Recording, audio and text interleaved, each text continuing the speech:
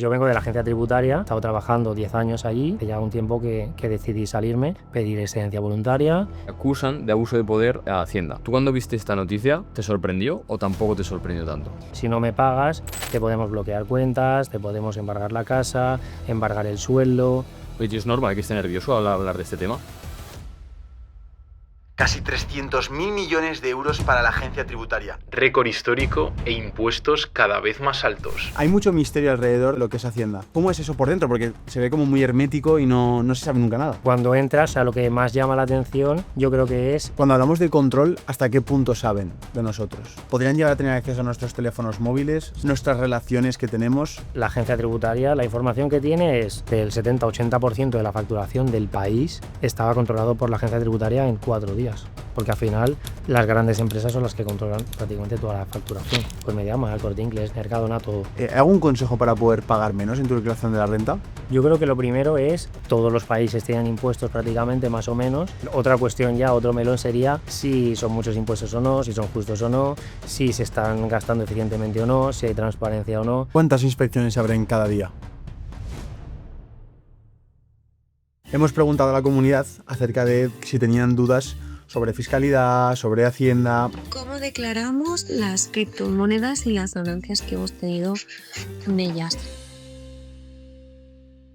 Bueno, hoy traemos un episodio muy especial, algo diferente que no hemos hecho nunca. Y no lo hacemos con intención de querer crear polémica, de querer meternos en sitios donde no nos llaman. Lo hacemos con intención de prevenir antes de curar, de que tengamos información, porque es justo un tema que siempre nos pilla mal cuando llegan estas inspecciones y estas cosas. Entonces, objetivo de este podcast, 100% informar. Así que nada, bienvenido Emilio, ¿qué tal estás? Muy bien, muy bien. Bueno, primero de todo, muchísimas gracias por invitarme. Os sigo desde hace muchísimo tiempo y para mí es un honor estar aquí. ¿Por qué te hemos invitado? Preséntate. ¿De dónde vienes? Bueno, pues yo vengo de la agencia tributaria y nada, he estado trabajando 10 años allí hasta hace ya un tiempo que decidí salirme, pedir excedencia voluntaria y empezar a moverme por mi cuenta, a intentar ayudar a los demás. Sí que es verdad que veo últimamente mucha gente que está hablando en redes sociales sobre impuestos, sobre evasión fiscal, sobre LLCs en Estados Unidos, todo. Y yo creo que hace falta un poco también de claridad, de ver hacia dónde van las inspecciones, qué es lo que están mirando, dar un poquito de información, porque yo creo que estando dentro de la agencia tributaria tampoco quieres exponerte en redes sociales, es muy complicado dar esa perspectiva desde dentro siguiendo como funcionario, digamos. Entonces por eso decidí también salirme. Claro.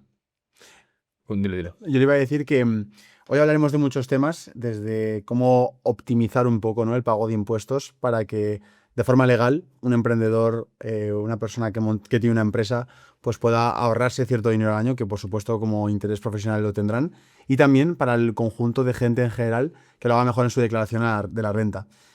Si tuviéramos que empezar por entender qué es lo que hacen los impuestos en la sociedad, ¿cómo lo explicaríamos? Porque la gente como que ha nacido ya en un entorno donde existen los impuestos y donde se pagan un porcentaje en las comidas que pone, pues yo qué sé, o el IVA o el impuesto de no sé qué.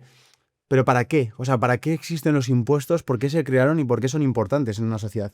A ver, yo creo que eso ya es histórico. Y Edmo, desde la prehistoria final, ahí, si tú tienes una comunidad y quieres crecer como comunidad, pues necesitas unos gastos que se tienen que sufragar de alguna forma. Bien trabajando, bien pues con un diezmo. Entonces, al final, pues yo creo que hemos intentado hacerlo. Todos los países tienen impuestos prácticamente, más o menos. Y luego, otra cuestión ya, otro melón sería si son muchos impuestos o no, si son justos o no, si se están gastando eficientemente o no, si hay transparencia o no. Entonces ahí es donde ya difiere mucho, pues dentro de España las distintas comunidades autónomas, dentro de Europa los distintos países y bueno, en todo el mundo al final. Yo creo que lo importante o el foco estaría en, más que nada, no es importante, yo creo que sí que son relevantes, o sea, hay que pagar impuestos, pero la cuestión es cómo se pagan, si es justo o no. Pues eso es un debate que bueno, al final es más tema política, Sí, total. pero que llevaría muchísimo, bueno, es muy relevante. Mucha gente se preguntará qué te atraía o qué te atrajo el ir a trabajar a la agencia tributaria. ¿Qué pasó por tu cabeza hace 10 años para querer ir a trabajar ahí? Vale. Buena pregunta. Habría estado trabajando siempre por cuenta ajena, luego también me hice yo pues como una especie de asesoría que tenía mis clientes, he estado trabajando fuera de España, es decir, al final he ido dando tumbos dentro de España en distintas ciudades y fuera del extranjero también. Entonces, bueno, pues empezaron a salir más plazas y dije, bueno, pues era una posición que al final también me gustaba porque, bueno, era tema de impuestos que tocaba, que realmente digamos que tienes como funcionario, tienes buenos derechos, tienes buen sueldo, entonces era una forma, digamos, de conseguir esa estabilidad que no tenía porque iba pues dando tumbos, también me pilló un poco la crisis y yo creo que la decisión fue básicamente esa, me gustaban un poco los impuestos y luego aparte pues La estabilidad, ¿no? Del funcionario. Exacto, exacto. Claro. Y volviendo un poco, para terminar de matizar antes de preguntarte sobre otros temas, cuando tú lo ves desde dentro, desde ese mecanismo, ese dinero que se está recogiendo, en principio, ¿cuáles son los procesos que llevan? Se recauda primero, se ve la totalidad, se hace un presupuesto de se va a gastar X millones en esto, X millones en tal. Como que enseguida se dice, no, esto es para sanidad o esto es para carreteras. Pero realmente, ¿cómo es el proceso desde que se recauda ese dinero hasta que se acaba llevando a esas iniciativas?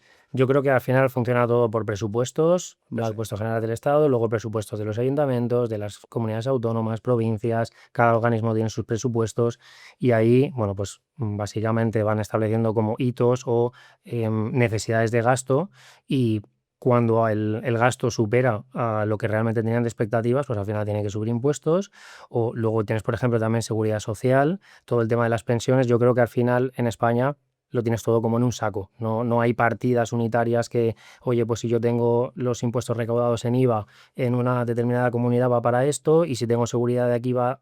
Entonces yo creo que va un poco como un cómputo global de presupuestos y se va tirando pues de la caja entera del Estado o de las comunidades autónomas. Qué bueno. Oye, ¿es normal que esté nervioso al hablar de este tema? Es decir, Es muy tiene normal, miedo, ¿no? Al hablar es de muy eso. normal. Es decir, yo trabajando dentro de la agencia, cuando me llegaba alguna carta o notificación que podía ser del trabajo, a mí me asustaba. Porque digo, ¿ahora qué coño pasa, sabes? Y era algo de trabajo, o sea que es normal. Yo creo que no es que haya mucha desinformación, sino que hay mucha información. Ya. Son muchos impuestos, la normativa cada vez se ha hecho más complicada y es muy difícil, incluso teniendo asesores, abogados muy especializados, incluso dentro de la agencia, los propios funcionarios, en algunas ocasiones hay disparidad de criterios. O sea, sobre una misma operación, uno opina una cosa, otro opina otra. Dentro de la administración se opina una cosa, luego a lo mejor presentas un recurso, se te puede dar la razón o no, pero luego vas al Tribunal Económico Administrativo, Regional o Central, luego te vas al Tribunal Superior de Justicia, Supremo, y siempre hay esa disparidad entre unos procesos y otros, entre unos niveles y otros, y yo creo que al final digamos, la seguridad jurídica que tenemos es que hay más niveles, que no es la agencia tributaria la que decide en última instancia, Ya. sino que luego tienes pues otras vías, pero es verdad que, bueno, pues en algunas ocasiones tienes que poner el dinero antes o tienes que garantizarlo. Eso es lo que en algunas ocasiones puede suponer un problema para la viabilidad económica de la propia empresa, del autónomo. Pues podemos decir esto de lo que vamos a decir en este podcast es muy peligroso porque tiene una información muy privilegiada. Así que no lo veis. No lo hagáis en casa. No lo hagáis en casa, exacto. Hay mucho misterio alrededor de lo que es la institución, ¿no? De lo que es Hacienda. Lo que tú puedas contar, por supuesto, ¿cómo es por dentro? Es decir, cuando tú entrabas en la oficina, ¿qué tipo de organización dentro, como si fuera una empresa al final, había? ¿Cómo se establecían objetivos, normas, conductas, cosas curiosas incluso que quieras contar que la gente no se esperaría?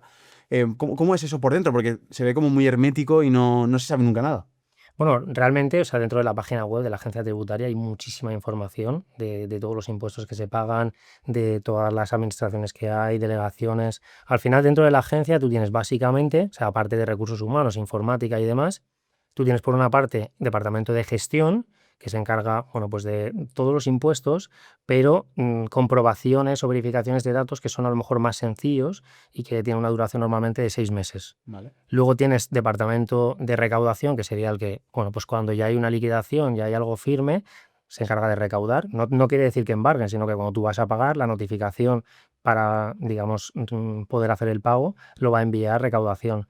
Y luego tienes el departamento de inspección, que también toca todos los impuestos, pero ya es digamos, un departamento con más competencias dentro de la propia Ley General Tributaria que, bueno, pues a lo mejor pueden ver más las cuentas bancarias, pueden acceder a, bueno, pues a las empresas, domicilios en algunos casos, etcétera. Entonces, ahí hay una diferencia de competencia y luego también de complejidad de los expedientes. O sea, que ahí se pueden ir a 18 meses o más.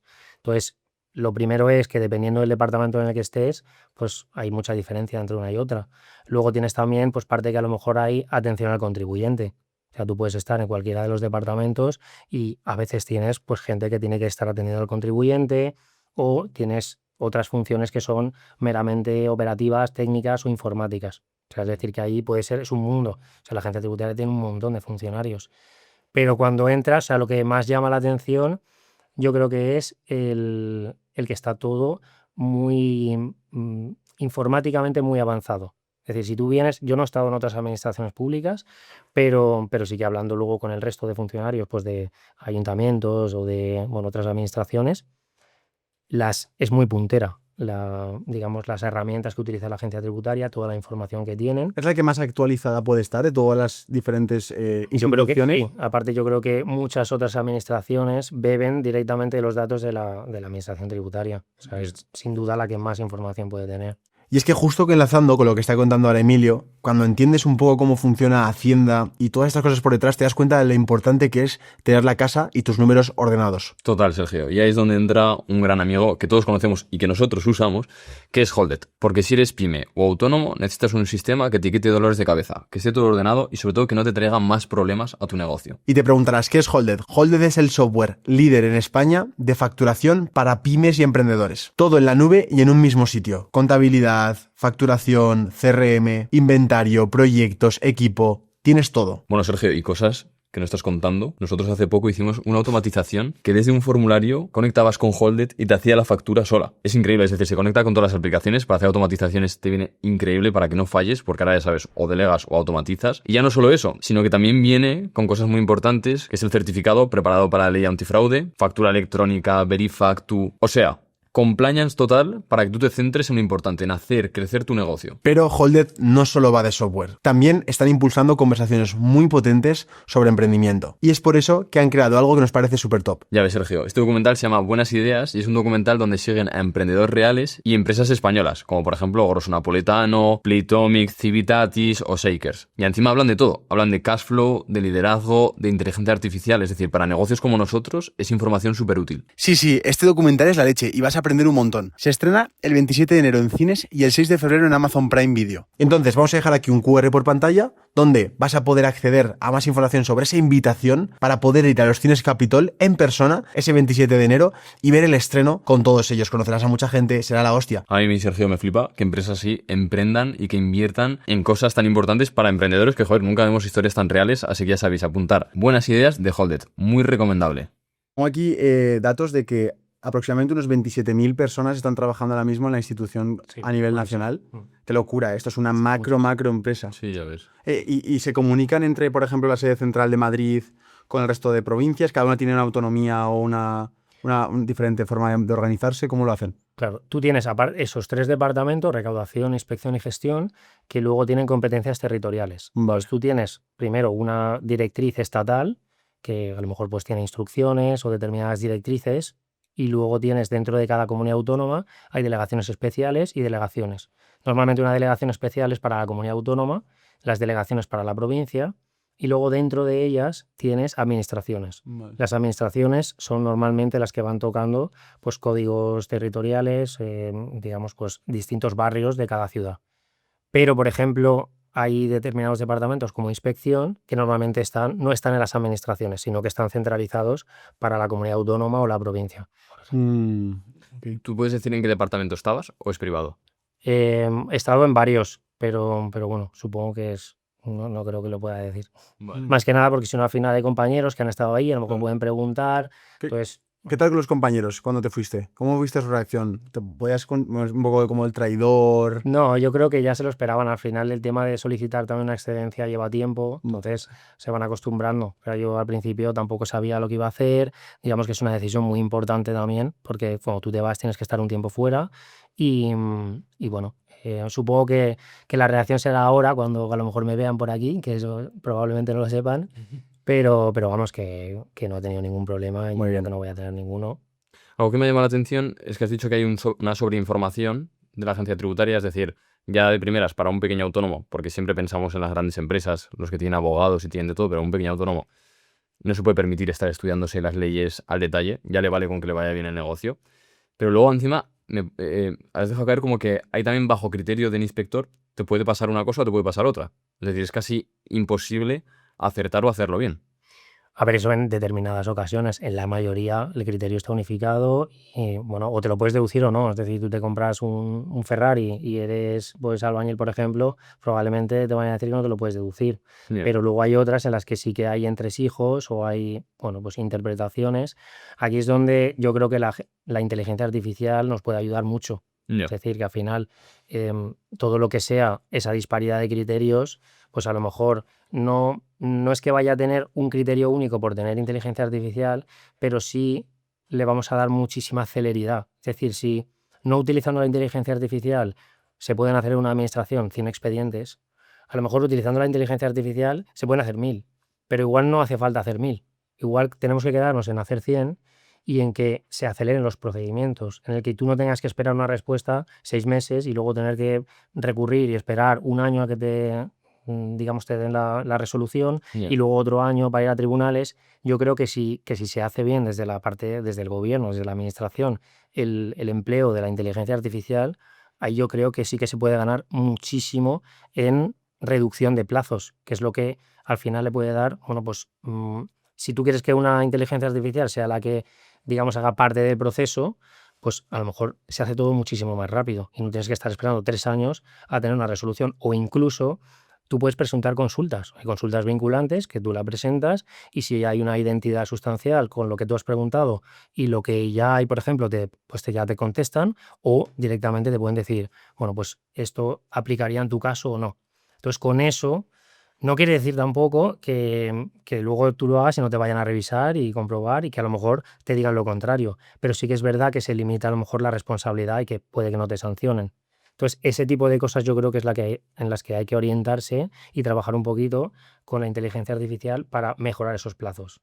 Oh, pero hay inteligencia artificial, ¿eh? Eso ya es solo.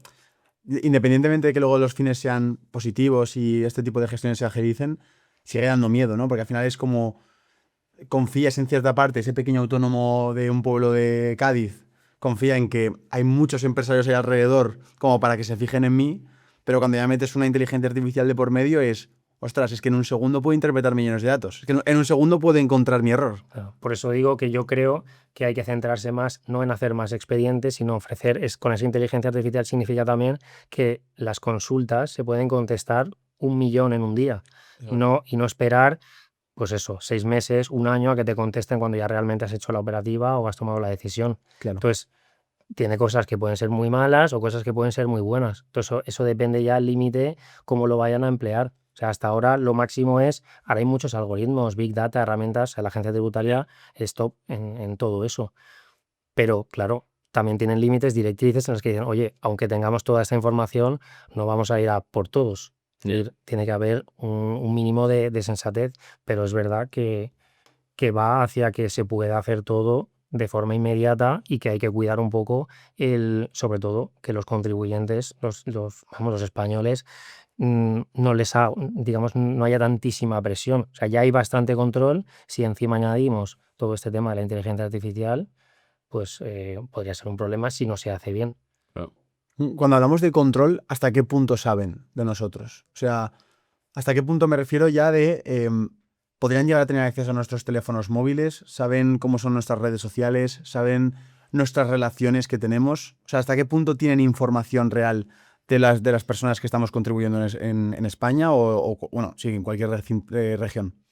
A ver, la agencia tributaria, la información que tiene es declaraciones informativas que han presentado, declaraciones tuyas propias, luego todas los reportes, por ejemplo, que se pueden hacer internacionalmente, de CRS, digamos, dentro de una empresa, por ejemplo, todas las retenciones al final. Si tú eres un asalariado y cuando llega el borrador de la renta te sale que has cobrado 20.000, pero tú luego dices que has cobrado 15.000, pues realmente ellos tienen la información de que alguien te ha pagado 20.000. Ya. Primero porque tienen a la empresa que ha presentado la retención, luego porque el banco realmente puede impedir digamos, esos movimientos. Entonces, no es que puedan entrar a ver tus movimientos de cuenta o los tuyos en cualquier momento, pero sí que es verdad que te los pueden pedir y luego si no se fían, por ejemplo, también pueden ir al banco y decir, oye, ¿me ratificas esto? O directamente ir al banco y hacer un requerimiento. Entonces, ¿hasta qué punto? Pues prácticamente todas las operaciones que se declaren superiores a 3.000 euros, todo lo que esté por transferencia bancaria, no está inmediatamente digamos, tratándose dentro del sistema, pero sí que es verdad que tienen la opción de poder pedirlo. O sea, el Bien. control, luego, por ejemplo, todo lo que sea en efectivo, pues claro, ahí ya hay un control que, digamos, que está fuera de la agencia tributaria o de cualquiera. Y ellos tienen el poder de, imagínate, ponerte una multa y ya recaudar ese dinero o bloquear ese dinero de tu cuenta bancaria. Claro, eso es un procedimiento que haría recaudación. Primero te tienen que presentar una propuesta, luego tú haces alegaciones, cuando ya la liquidación es firme, entonces ahí si tú no pagas, pues entra un procedimiento de apremio en el que te vuelven a enviar la cartita y te dicen, oye, me debes esto y además hay un recargo, si no me pagas, te podemos bloquear cuentas, te podemos embargar la casa, embargar el sueldo. Si tienes a gente que te debe dinero, pues también le podemos enviar, digamos, a él para que en vez de pagarte a ti, le paguen directamente a la agencia. Hostia. Claro, o sea, esos son todo embargos.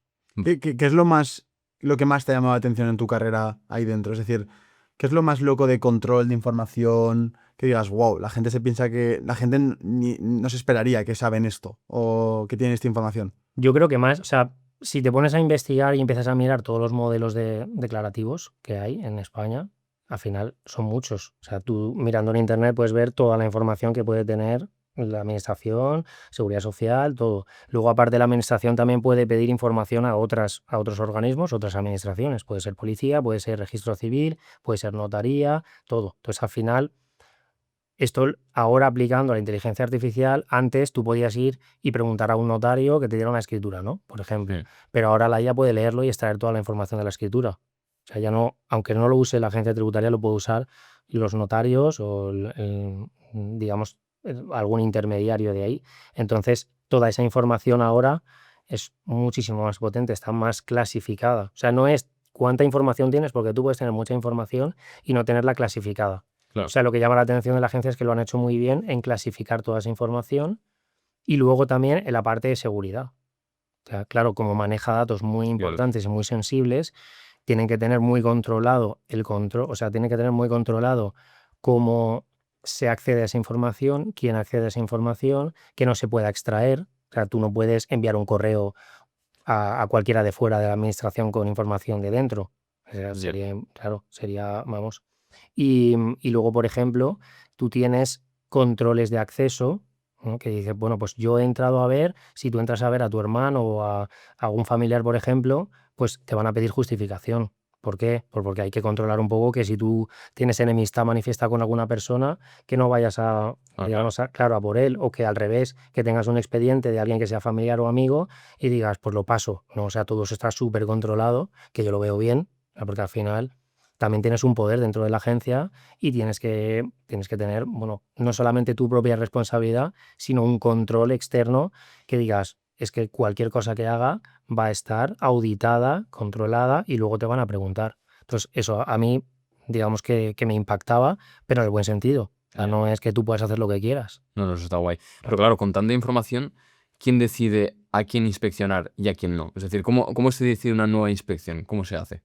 Pues en principio todo depende también de los planes que se hagan. Se hace un plan de control tributario anual en el que más o menos se dice, oye, pues las claves para este año van a ser intentar buscar defraudación en IVA, de fraude de carrusel o fraude intracomunitario o ir a, pues, no lo sé, abogados, por ejemplo, que tengan gastos deducibles exagerados, por ejemplo. Entonces, más o menos se va estableciendo, eso es público y se dice hacia dónde va a ir. Por ejemplo, ahí, claro, en el plan de control tributario también se dice que se le va a dar un poco más de importancia a la inteligencia artificial, pero también matiza que en última instancia siempre va a ser una persona la que valide cualquier cosa que haya hecho la inteligencia artificial, igual que ahora. O sea, tú haces una selección y es una persona que ha hecho la selección, que le ha dado el botón y que luego valida. Entonces, ahí, pues dependiendo del departamento en el que se esté, pues puede ser la comunidad autónoma, puede ser la provincia, puede ser la propia administración que tiene bases de datos y entonces hacen campañas. Pues tú imagínate si el modelo 347, que es para compras y ventas de más de 3.000 euros de empresarios, Si uno ha declarado 50.000 euros de una compra y el otro, por ejemplo, no declara ese ingreso, pues eso es una campaña bueno, que se puede hacer. O alguien que, no lo sé, que en IRPF, por ejemplo, se pone que vive en una determinada vivienda y que está pagando 1.000 euros al mes de alquiler y el propietario de esa vivienda no está declarando un alquiler. Claro, pero el Pues sistema, con el montón de gente que estamos en España, ¿cómo te va mostrando a quién sí y a quién no? ¿Te va haciendo como un filtro? ¿Este tío se ha comprado algo de 50.000 y no lo ha declarado? ¿O cómo te va haciendo? claro, eso hay gente que está, digamos, dedicándose a eso, utilizar las bases de datos y va haciendo selecciones. Pues Vale.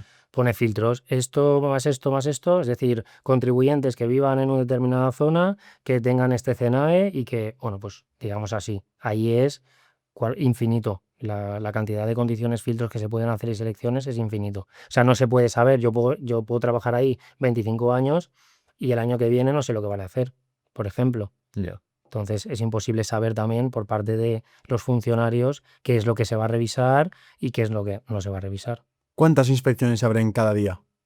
Pues no te sabría decir, pero muchas. Es que claro, hay inspecciones, hay comprobaciones, verificaciones de datos, hay veces que son solamente comunicaciones o requerimientos de información, Miles. pero miles y cientos de miles. Madre mía. Ahí viendo de esa forma, a lo mejor estás más cerca de lo que crees, de que te inspeccionen. Eso, a ver, al final siempre hay determinados, digamos, alarmas, determinados criterios que puedes más o menos saber si te van a elegir o no, pero básicamente si tú eres autónomo y estás ingresando 5.000 euros y gastándote 25.000, o sea, tarde o temprano van a ver qué pasa ahí, por ejemplo. Pero siempre que estés más o menos dentro de la media, también es verdad que puede ser que a alguien de dentro de la agencia se le ocurra, bueno, pues vamos a coger y decir, todos los que realmente parezca que lo están haciendo bien, vamos a hacer de forma aleatoria y también investigarles a ver qué es lo que pasa. O sea, que es que al final no puedes saber realmente qué es lo que van a buscar o cuáles son los filtros que van a utilizar. Pero bueno, los típicos es si hay información en una declaración que no cuadra con otra cuando realmente la persona es la misma, evidentemente eso casi siempre va a salir. O sea, hay clics que sí o sí, si lo haces, Tarde o temprano. sí, eso sí, claro. Ya. ¿Y en los filtros hay un filtro que se llame Instagram o redes sociales? A ver, yo creo, pues antiguamente igual se miraba en la revista Hola o en la televisión de quién es famoso y quién no, Ya. pero bueno, pues se puede, a lo mejor tú puedes hacer un grupo de gente que son Instagramers o que son YouTubers o lo que sea, evidentemente eso se puede mirar y es público porque tú puedes mirar el número de suscriptores, los números de seguidores, ahí Hombre, incluso también. una herramienta para ver la vida de esa persona, ¿no? Para ver que igual se ha comprado un coche más caro de lo que en teoría pone que está ganando o alguna cosa así, ¿no? Claro, o sea, lo que pasa es que cuando tú te compras un coche no te hace falta verlo en Instagram porque tienes la compra. Otra cosa es que lo esté haciendo por renting o que alguien vea que está yendo con un Ferrari o...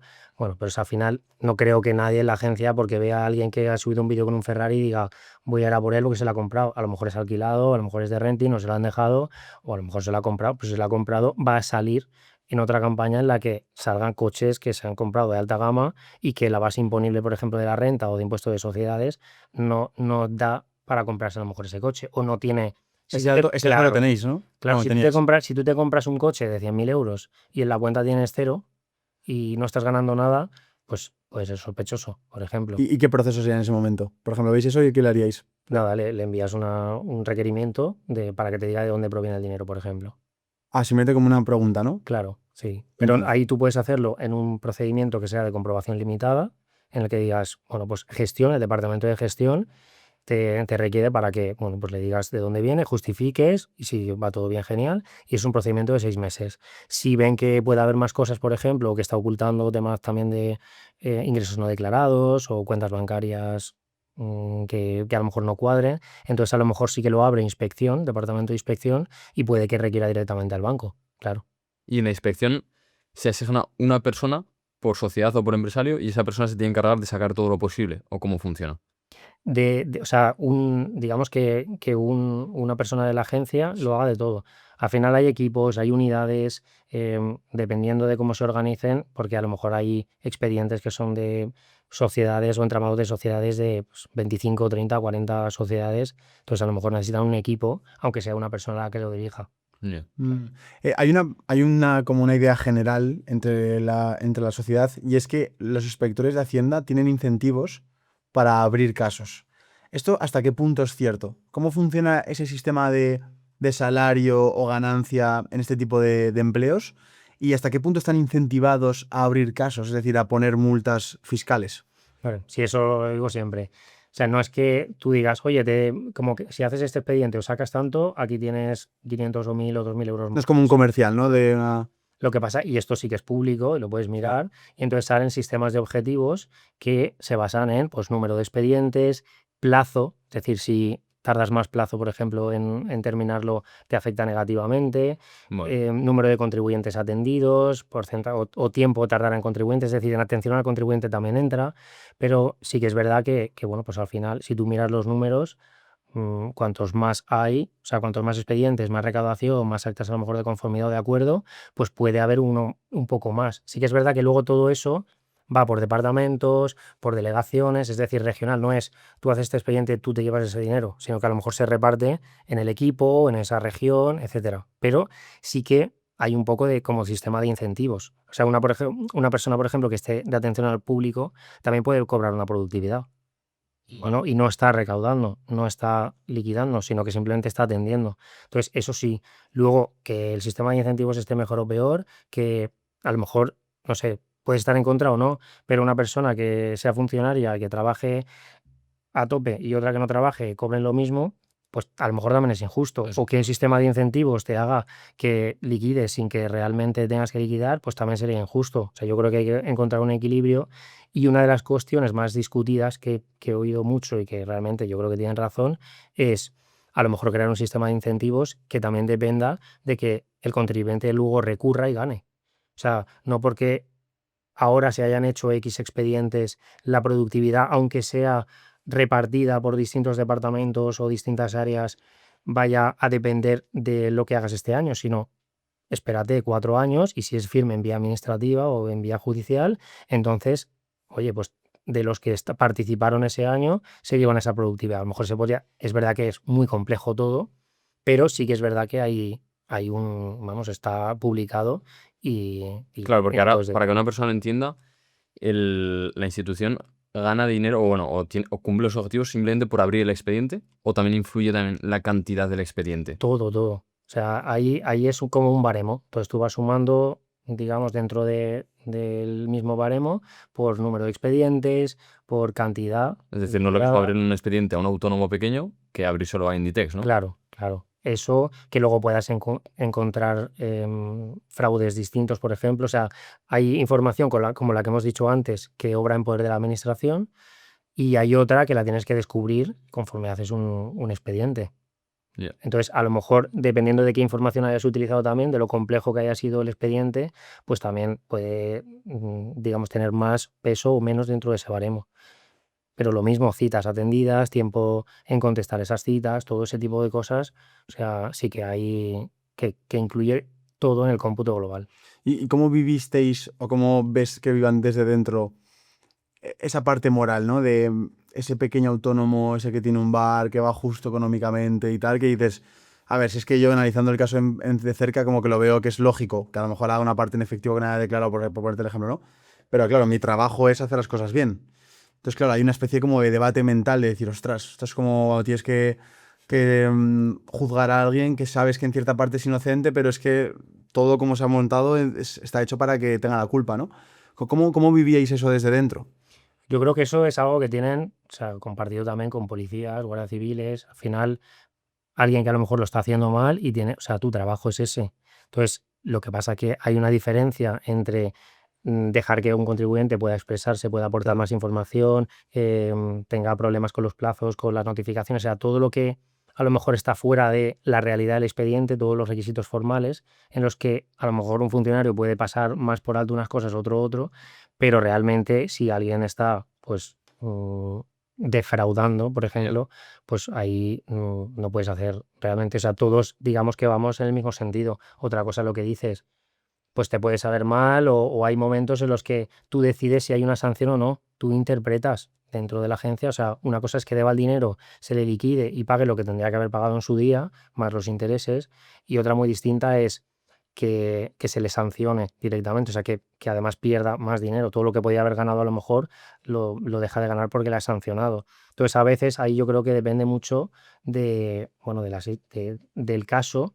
A lo mejor tú coges a un contribuyente y ese año no le sancionas, pero si al año siguiente o al siguiente lo vuelves a pillar, vuelve a hacer lo mismo, no es que no le sanciones o le sanciones por rabia, es porque al final las sanciones en materia administrativa tiene que haber como un dolo, una intencionalidad de defraudar. Entonces, tú a lo mejor no puedes justificar que una persona lo ha hecho adrede, el deducirse el 50% del coche o el 100% del coche. Sin embargo, si tú ya se lo has explicado en una propuesta de liquidación y al año siguiente lo vuelve a hacer, pues entonces tú ante tribunales, digamos que ya tienes algo que soporta el hecho de que esa persona ya conocía la legalidad y que no estaba dentro de Que había una mala lo intención. deducible. Pero eso existe, que te manden como un aviso de, oye, esto lo has hecho mal, la siguiente vez que lo hagas. Hay comunicaciones que se ha hablado mucho de, bueno, pues imagínate que tú eres una peluquería de barrio y se ha hecho un análisis de todas las peluquerías de esa zona y se ve que todas ingresan 20.000 al año y resulta que la tuya está ingresando 10.000. Entonces, pues a lo mejor te mandan una comunicación que no es para nada un inicio de expediente, pero te dicen, oye, que sepas que estás por debajo de la recaudación del resto de peluquerías que hay en el barrio. Simplemente por si suena la flauta y realmente tú no lo estabas declarando, que sepas que a lo mejor, ¿no? Ya. Entonces, ese tipo de cosas sí que se hacen también. Bueno, hay muchos temas que hablaremos en este rato, pero para poder entender mejor ciertos impuestos y sobre todo saber diferentes curiosidades que la gente no sepa, ¿no? A mí me encanta el saber esas curiosidades que en el día a día no sabemos. Y partiendo de un impuesto muy típico, que es el IVA, ¿qué es lo que la gente no sabe sobre el IVA que debería saber? Es decir, ¿tú eres consciente de algo que digas, la gente no se da cuenta que el IVA en estos casos no funciona, o el IVA no están gestionándolo bien, o que el IVA se lo podrían ahorrar? O sea, ¿qué es lo que la gente no sabe de un impuesto tan general y tan famoso como el IVA? El IVA yo creo que es uno de los impuestos más complicados, con más casuística y que al final si estás dentro de la Unión Europea y haces compras intracomunitarias o importaciones, exportaciones, o sea, al final depende de tantísimas cosas. Yo he intentado alguna vez explicarlo, intentar hacer como un resumen, pero es que es imposible, saldrían tantas variables, porque depende de si eres empresario o no, de dónde estás localizado tú, de si el cliente es empresario o no, de si dónde está localizado el cliente, de si es una prestación de servicios o un producto, si es una prestación de servicios, si es una consultoría, si es una formación, si es una consultoría, si luego se va a utilizar para un sitio que, digamos, esté dentro de España o para afuera. O sea, hay tantísimas variables. Es verdad que la agencia tributaria, dentro de la página web, tiene pues como una especie de chatbot, un sitio donde tú vas eligiendo, oye, pues soy empresario, hago esto, me dedico a esto, y entonces te dice cómo lo tienes que declarar, que funciona bastante bien. Pero para entender el IVA, ¿qué es el IVA? O sea, ¿para qué se crea el IVA? O sea, impuesto de valor añadido, ¿pero de qué? O sea, no entiendo por qué es un impuesto, o sea, ¿por qué existe? Para poder primero entenderlo y ponerle un marco, ¿no? A lo que es el concepto. Al principio es un impuesto creado para un impuesto al consumo, al final para, digamos, recaudar cuando la gente consume, cuando la gente compra, cuando la gente utiliza servicios. O sea, realmente, pues igual que el IRPF, que digamos depende de la capacidad económica que tienes tú, de lo que ganes, el IVA al final tú puedes ganar más o menos, pero va a depender de lo que te gastes. Entonces hay unos impuestos que son para el patrimonio, de acumulación de patrimonio, hay otros que es para lo que ganas, hay otro que es para las actividades que realizas y luego pues tienes impuestos indirectos que para empresarios sería el IVA directamente y luego para particulares el ITP, por ejemplo, cuando tú vendes una vivienda de segunda mano o cuando vendes algo por Wallapop. Entonces al final es una forma de interceder en el mercado de bienes y servicios y conseguir financiación o recaudación por parte del Estado. O sea, no Claro. creo que tenga un sentido más allá de, bueno, pues recaudatorio como todos. Fallo típico que hayas visto en autónomos o pequeñas empresas que puedan estar así atentos de, oye, pues se les escapaba siempre hacer esto con el IVA. Con el IVA, saber si es deducible o no, sobre todo lo del 50% del coche. Hablemos de ese tema porque siempre los coches generan mucha controversia. Sí. En si lo compro como empresa, lo compro como persona, ¿qué se puede hacer con el coche? Al final, como tú, hay mucha casuística, ¿no? Pero hay mucha gente que dice, oye, es que yo voy a trabajar con el coche, ¿vale? Pero vas a trabajar donde vas al despacho y vuelves. O sea, si vas de tu casa al despacho y del despacho a trabajar a tu casa, no es deducible. Otra cosa es que tú trabajes y tengas que ir a visitar, pues, distintos establecimientos o distintas obras. Entonces ahí hablaríamos de que está afecto a la actividad. O sea, lo primero es que esté afecto a la actividad y luego dentro de que esté afecto a la actividad, o sea, tú puedes tener un vehículo afecto, pero que no esté afecto el 100% del tiempo. O sea, tú los fines de semana, si tienes el coche, entonces, ¿qué hace la gente? Pues utiliza un poco el sentido común de decir, bueno, pues si yo lo utilizo 5 días de 7, pues me deduzco 5 de 7. O me deduzco la mitad, porque lo utilizo la mitad del año. O sea, al final es un poco justificar. O sea, la agencia lo primero que te va a pedir es que esté afecto, o sea, que realmente esté afecto a la actividad. Y luego, si es IRPF o está afecto a todo o nada, o sea, o al 100% o al cero. Claro. Y en el IVA sí que te admite pues como una especie de porcentaje. Entonces ahí es donde viene el que tú tengas guardado justificantes de todo. Primero factura, que no te vale tickets. Y luego segundo, todas las visitas que hayas hecho a clientes, todas las reuniones, o sea, al final que tengas un itinerario que ahora, o sea, tú coges Google Maps, activas localización o cualquier otra aplicación y te dice a dónde has ido el último año y eso lo pasas por GPT y le mandas a la agencia tributaria. Esto es lo que he hecho durante el último año. O sea, que eso ya más o menos se puede hacer. Antiguamente a lo mejor tienes que estar anotándolo y era más tedioso, pero ahora yo recomiendo que guarden todo y que lo tengan todo con los contratos, con los correos, todo para luego justificar. Al final la agencia tributaria lo que va a ver es los tickets o las facturas, pero no realmente cuál es tu trabajo. Eso Ya. se lo tienes que demostrar tú. Claro, te pongo una casuística. Soy comercial y utilizo mi coche, es decir, lo tengo en una nave, voy a ir a la nave y lo utilizo para ir de cliente en cliente, no lo utilizo nada personal. Pero el coche es un Lamborghini. Ahí, claro, ahí tendría que justificar que realmente ese Lamborghini es necesario para tu actividad. O sea, podría ser que si tú eres agente de, no lo sé, de futbolistas o de cosas así, que el nivel económico es más elevado, pero luego ahí a lo mejor puedes hacer un renting o puedes, digamos, meterlo dentro de la empresa sin que sea de tu Ah, propiedad. pero estas cosas tan humanas se pueden explicar a la gente. Le puedes decir, oye, yo necesito un Lamborghini para mi imagen, para que se me vea bien. Bueno, tú puedes necesitar un Lamborghini si te dedicas a vender Lamborghinis, por ejemplo. O si Claro. haces contenido, tú puedes alquilar un Lamborghini 2 horas y deducírtelo para el contenido. Ya. Pero no comprártelo para... Claro, luego es muy difícil justificar que el 100% de los kilómetros que has hecho y todo lo que has sacado no era personal. Ya. Entonces, no es que sea más fácil o menos, sino que al final, por el importe, pues probablemente sea más probable que te comprueben si te Claro. compras un Lamborghini que una furgoneta, claro. Claro, pensando en el IVA, es que es un impuesto al consumo, pero también en parte es un impuesto al emprendedor, porque tiene que poner sus productos y sus servicios un 21% más caros. Correcto. En esa manera es como que no lo está recibiendo para luego pagarlo como hace con el IRPF, pero más o menos algo parecido es. ¿Cuál te parece el impuesto más injusto que se paga? No te sabría. Es que al final yo creo que no es injusto el impuesto, sino a lo mejor cómo se utiliza luego, o si hay transparencia o no, o dependen también de cada caso. Al final los impuestos son impuestos, no le gustan a nadie, y como cada impuesto grava una cosa distinta, pero no sé, por ejemplo, en el IVA sí que es verdad, tú vas como empresario, va pasando un bien y no va aumentando de precio. Sin embargo, una vivienda, tú te compras una vivienda de segunda mano, pagas el ITP que corresponda y digamos, luego la vuelves a vender al cabo de 3 días, se vuelve a pagar un ITP. O sea, tú la compras por 100.000 y automáticamente si la vendes por 100.000 al día siguiente ya pierdes dinero. Entonces, ese impuesto, por ejemplo, sí que es verdad que a lo mejor si tú no estás especulando con la vivienda, que es, oye, yo me he comprado esta vivienda porque voy a trabajar aquí, pero de repente cambio de planes, me han contratado en otro sitio y me tengo que ir a otro. O sea, tienes que poner esa en alquiler y luego irte a otra de alquiler, o si no, si la vendes ya la tienes que vender al día siguiente un 15% más caro, solo para mantener el precio que pagaste, básicamente. Entonces, el IVA entre empresarios no va aumentando el precio, sí que es verdad que al cliente final, pues sí. O sea, el que haya un 21, haya un 10, un 4 o un 0 es lo que realmente va a afectar el precio final. Claro, total. ¿Y el impuesto de patrimonio cómo funciona exactamente? Impuesto de patrimonio grava digamos, que tú tengas o acumules activos inmobiliarios, activos financieros. O sea, al final, si tú tienes, imagínate, 5 millones de euros en un fondo, Vale. si tú mantienes eso y no haces nada más, pues tú todos los años vas a estar pagando pues 50, 60, 80.000 euros de impuestos simplemente porque no le estás dando una actividad a tu patrimonio, no estás invirtiendo en generar empleo, por ejemplo.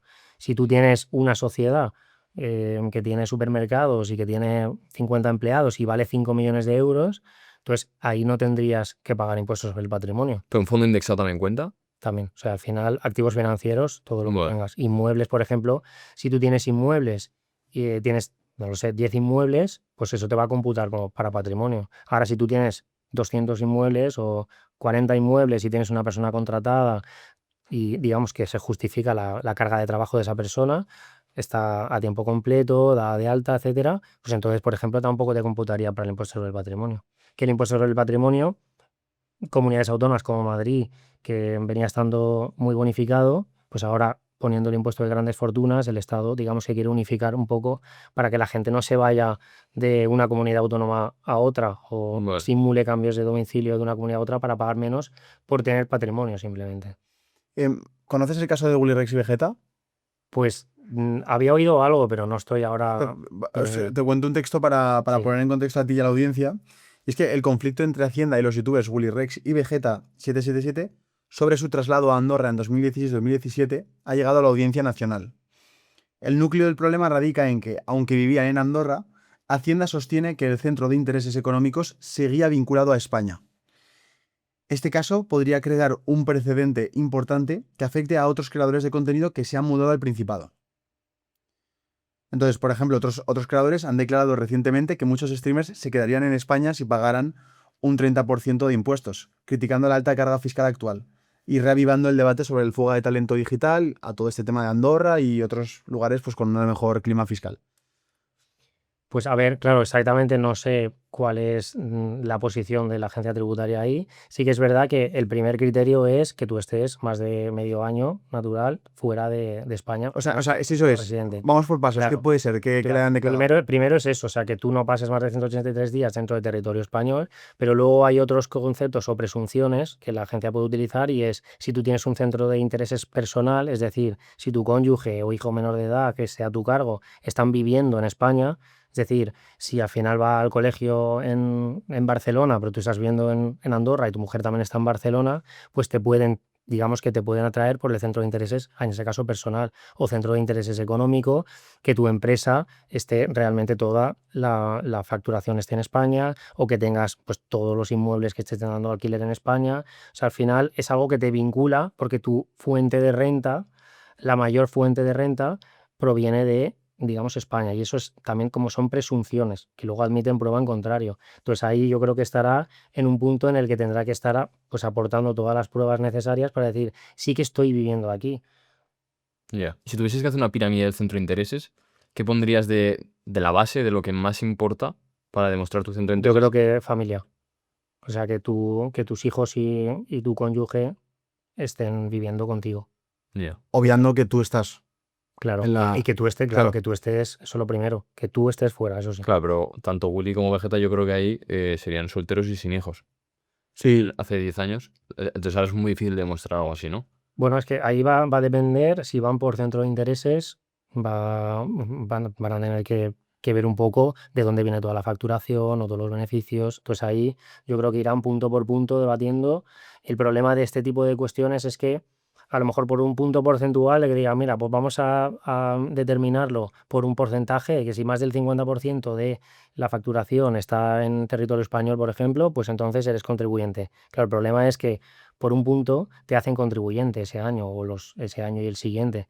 Y claro, el impacto fiscal es enorme. a mí lo que me llama la atención es después de 10 años. Como que se habla de que, no sé, a lo mejor me estaba equivocando, pero yo pensaba que cada 4 años como que ya prescribía un poco lo que había pasado o que al menos no te podían inspeccionar por algo que había pasado hace 10 años, pero es que a ellos les siguen llegando cartas de inspección todos los años, ¿no? No hay un límite de años mirando hacia atrás. Claro, tú tienes el límite de 4 años, que es de la prescripción. Lo que pasa es que si tú inicias el procedimiento dentro de esos 4 años, se interrumpe la prescripción. Entonces, digamos que mientras está ese procedimiento, siempre que no haya ningún problema, pues se mantiene. ¿Qué pasa? Que ahí pues él probablemente recurriría Y entonces también cuando se recurre se suspenden los plazos. Ah, vale. Claro, entonces eso simplemente es pues, porque a lo mejor se fue a Tribunal Económico Administrativo Regional, luego al Central, luego al TSJ, luego al Supremo, todo eso, pues al final es lo que estábamos hablando antes, de que si se aceleran todos los plazos de todos los procedimientos, a lo mejor en vez de pasar 8 o 10 años, hubiesen pasado 2 años. Ya. ¿Qué significa Audiencia Nacional? La Audiencia Nacional es, tribunal tú tienes, digamos, los tribunales superiores de justicia de las comunidades autónomas y luego tienes la Audiencia Nacional, que es del Estado, que tiene unas competencias, y el Tribunal Supremo, que tiene otras competencias también a nivel estatal. O sea, que ha subido bastante arriba, ¿no? El caso. Claro, claro, sí, sí. Audiencia Nacional. Sí, lo que pasa que luego, si fuera al Supremo, entiendo que sería ya por cuestiones ya de criterio. Algo que no entendí muy bien es que Willy, en el vídeo que explica todo esto, que es en el podcast de ellos de Spicy Fortuna, habla de que ha tenido que depositar la cantidad de lo que debería haber pagado. Claro, eso es un poco, no sé cómo decirlo, pero molesta porque dices, joder, aparte de que no estoy de acuerdo, te tengo que dejar el dinero y ahora ya empezamos a hablar. ¿Cómo lo ves esto? Claro, ahí la cuestión es que si tú puedes justificar como un perjuicio de difícil o imposible reparación por tu sociedad, digamos, de depositar ese dinero, podrían, o sea, es decir, el tribunal puede aceptar que no lo pagues, pero normalmente lo tienes que garantizar. Entonces, al final, si tú lo quieres garantizar, te va a costar muy caro y lo único que, por ejemplo, las sanciones, sí que es verdad que sí que se suspende la ejecución. Entonces, lo que es el tema sancionador, no tendrías que depositarlo. Pero la liquidación, o sea, lo que te están exigiendo que deberías haber declarado en ese momento, sí. Entonces, evidentemente hay un perjuicio y bueno, pues ahí eso es precisamente una de las cuestiones más de seguridad jurídica que está en tela de juicio, precisamente porque si luego pierden, han tenido que depositar ese dinero durante X años. Han perdido, hay gente que invierte un 15, un 20% Ya y está. están perdiendo a un 4% que le pagan los intereses o al que sea. Luego, aparte de esos intereses, se consideran indemnizatorios y también tienes que tributar. Entonces, bueno, pues al final, yo Claro, creo si que estamos es hablando, muy polémico. estamos hablando que una persona de este estilo, si factura 1.000.000 de euros, igual están pidiendo ahora, bueno, factura que ganan de beneficio 1.000.000 de euros, igual están pidiendo que depositen 500.000, ¿no? Que tendría que haber pagado. Pues casi, puede ser. Madre mía. Es una locura, madre mía. Sí. Cuando ves estos casos, por ejemplo, ¿hasta qué punto son perseguidos este tipo de personajes públicos? ¿O realmente viéndolo desde dentro no son los que más perseguidos y simplemente es porque como tienen audiencia y tienen voz, se hacen más eco y realmente hay inspecciones de todo? Yo creo que es visibilidad. Es la visibilidad que Claro, tienen, ¿no? claro. Ya. O sea, no hay más. Que da un poco sensación como de que son más perseguidos o no. No, yo creo que luego a lo mejor se puede aprovechar porque al tener más visibilidad, pues es un poco medida ejemplar, ¿no? Es decir, que como han pillado a un youtuber, pues el resto a lo mejor tienen más miedo. Pero realmente yo creo que es lo mismo uno que otro. O sea, todo viene de la misma base de datos y no es porque estén mirando solamente Instagram, sino porque hay una... Pero sí que miran, ¿no? Algo de Instagram. Sí, claro. Y yo creo que cada vez se utilizarán más herramientas para analizar Instagram y demás. Wow. Otra cosa es que lo que no sé si se va a utilizar directamente a nivel general o cuando ya te están inspeccionando. Vale. Eso Ya. es lo que no... Hay otra noticia, Emilio, que te quería comentar, que es una macrocausa que ha abierto el bufete internacional Amsterdam Partners, en el que acusan de abuso de poder a Hacienda, como utilizar prácticas agresivas y autoritarias, que vulneran el Estado de Derecho. ¿Tú cuando viste esta noticia, te sorprendió o tampoco te sorprendió tanto? Es que yo no sé tampoco si al final eso es más, pues, porque quieren perseguir a un determinado sector, no sé si se está utilizando por política, es decir, también depende de a lo mejor dónde hayas trabajado. Yo dentro de la agencia no he sentido que ni yo ni ningún compañero estuviera abusando, Ya. pero es verdad que yo creo que todo esto se puede solucionar con más transparencia. Al final, si dentro de la agencia se es más transparente o dentro de todas las administraciones hay más transparencia, este tipo de cosas no pasarán, porque claro, es que realmente no sé qué están denunciando, pero bueno, yo creo que se solucionaría así. Claro. Metiéndonos ya en optimización, ¿no? Vamos a dar herramientas para que una persona pague menos impuestos, porque al final, bueno, la clave no es no pagar impuestos, sino pagar los justos, los que sean necesarios, no de más. ¿Qué correcciones puede hacer un emprendedor en su actividad y que no sean los obvios, ¿no? No es lo típico de, pues, métete el máximo de gastos de empresa, además. ¿Qué estrategias puede utilizar para poder pagar menos impuestos? Yo creo que lo primero es tener claro hacia dónde vas, o sea, a dónde quieres llegar, cuál es tu proyecto. O sea, no es lo mismo que tú quieras escalar una sociedad o que luego quieras tener 5, 6, 10 trabajadores a que quieras hacerlo tú solo. Entonces, el primer paso es saber si lo haces como autónomo o como sociedad. Luego el segundo es, una vez, por ejemplo, ya te vale la pena hacerlo con sociedad porque no estamos hablando solamente de fiscalidad, hablamos de protección jurídica, de responsabilidad, de otros temas que a lo mejor dentro de una sociedad te pueden proteger y siendo autónomo no.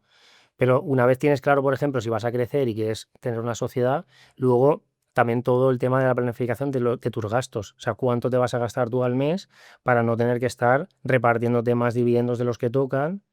Claro, todo ese tipo de cosas al final es una estrategia de primero saber qué es lo que vas a hacer, hasta dónde vas a llegar y una vez tengas el dinero, cómo lo vas a emplear. Entonces, muchas veces es muy complicado verlo. O sea, digamos que el error que casi siempre o más se ve es cuando no sabían que iban a escalar tanto y entonces crea una sociedad, una startup y de repente pues vale 20 millones y como no tienen la estructura holding para poder, digamos, pasarse el beneficio de la venta de participaciones de esa sociedad sin tener que tributar en persona física, pues claro, le llega el hachazo de casi el 30%. Hostia, estaría bien que explicases lo que es una estructura holding, porque siempre se habla de ello, pero como que no se sabe realmente qué es. Claro, tú lo normal es que tú tengas, para tener una estructura holding y que tenga sentido, es que estés tú por encima, luego tengas una holding, que al final es una SL, pero que realmente se le denomina holding porque va a gestionar las participadas. ¿Cuándo tiene sentido? Cuando tú debajo tienes una sociedad operativa, la que sea, Vale. puede ser una clínica dental, puede ser una consultoría, lo que sea. ¿Qué pasa? Si a ti te está generando 10.000 euros al mes, pero tú para vivir te estás gastando 3.000, pues claro, no tiene sentido que te lo estés pasando tú a persona física y estés tributando primero la sociedad y luego vía dividendos hasta pues casi el 30%. Si no dices, oye, ¿qué hago yo con todo el dinero que tengo excedente de aquí si no quiero escalar más la sociedad? Ya. Pues compro inmuebles y los alquilo o tengo inversiones. Vale, pero ¿qué pasa? Que al final tienes una clínica dental o una consultoría y empiezas a tener inmuebles. Si luego pasa cualquier cosa con un empleado, pues claro, tienes una estructura ahí que no es eficiente. Si luego quieres venderla, solamente la clínica, tienes que extinguir el resto de propiedades. O sea, al final no tiene sentido. ¿Qué pasa? Y dices, bueno, pues creo otra sociedad que se dedique o a otra cosa o directamente a invertir. Entonces, ¿qué pasa? Tú te gastas los 3.000 de los 10.000 y Vale. estos 7.000 los pasas a la holding que tributan menos, un 1,25. Un 1,25. Claro, Hostia. pero ya han tributado aquí. Eso Ya sí. tributa el 25, ya, pero ya no es lo de los dividendos, que son 17 más, ¿no? Claro, Vale. claro. Y entonces te lo pasas a la otra, tienes una sociedad que, digamos, está con una contabilidad bien hecha, puede ser patrimonial, puede ser de fondos, puede ser de alquiler, de lo que sea, y entonces ya empiezas a tener una estructura que tiene sentido. O luego quieres abrir más sociedades o quieres abrir más clínicas dentales y puedes ir pasando los beneficios de una a otra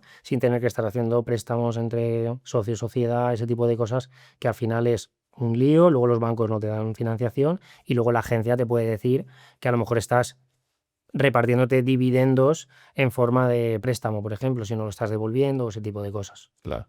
¿De qué más cosas deberíamos hablar cuando hablamos de optimización fiscal?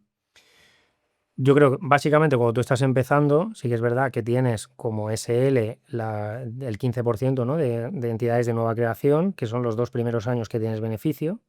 Uno de los errores que se comete es a lo mejor tener muy poco beneficio el primer año y gastar ese 15% con ese año. O sea, si ya más o menos sabes o puedes prever un poco, pues eso podrías hacerlo para alargarlo y tener pues más beneficios el segundo año o el tercero cuando sea, y entonces aplicarte ese 15% los 2 primeros años de base imponible positiva. Lo mismo como autónomo. O sea, tú al final también tienes una reducción por inicio de actividad. Uno de los errores es al revés. O sea, yo soy autónomo y ahora me creo la sociedad y entonces digo, es de nueva creación, me aplico el 15%, cuando ya venías haciendo la misma actividad. Entonces la agencia tributaria te va a decir, ¿qué estabas haciendo antes? ¿Qué estás haciendo ahora? Y si es lo mismo, te dirá, no, tú vas al 25 o al... Ah, vale. o Un ahora. autónomo que ya estaba haciendo eso no se puede beneficiar. Claro. Vale. Y luego otra de las cuestiones muy importantes con actividades personalísimas como consultores, médicos, abogados, Youtubers.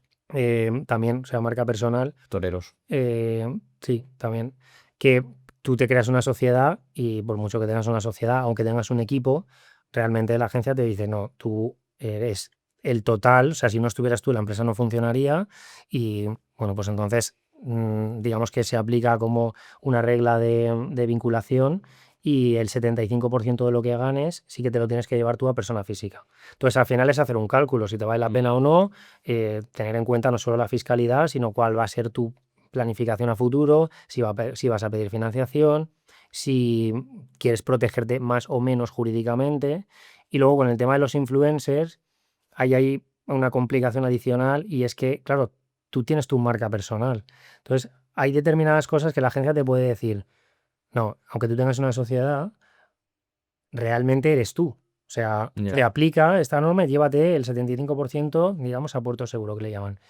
Pero luego a lo mejor tú tienes determinados gastos que es para tu marca personal y que es para la empresa. Y luego te dicen, no, esto es personal. Vale. Pero no es. Entonces, a veces la diferenciación para un influencer entre un gasto que es personal y un gasto que es para la marca personal, hay ahí pues muchísima casuística y hay que justificarlo muy bien. Y yo creo que ahí es donde hay problemas en que no está conceptualizado. Que por eso tiene tanta fama Andorra con youtubers, para poder explicarlo, ¿no? Que la gente se piensa que lo de Andorra simplemente es porque se pagan menos impuestos, ¿no? Es porque en España un influencer no puede hacerse una sociedad porque le van a obligar a bajarse el 75%, con lo cual acaba pagando lo mismo, que es el 50% de lo que gana o incluso más, de forma indirecta.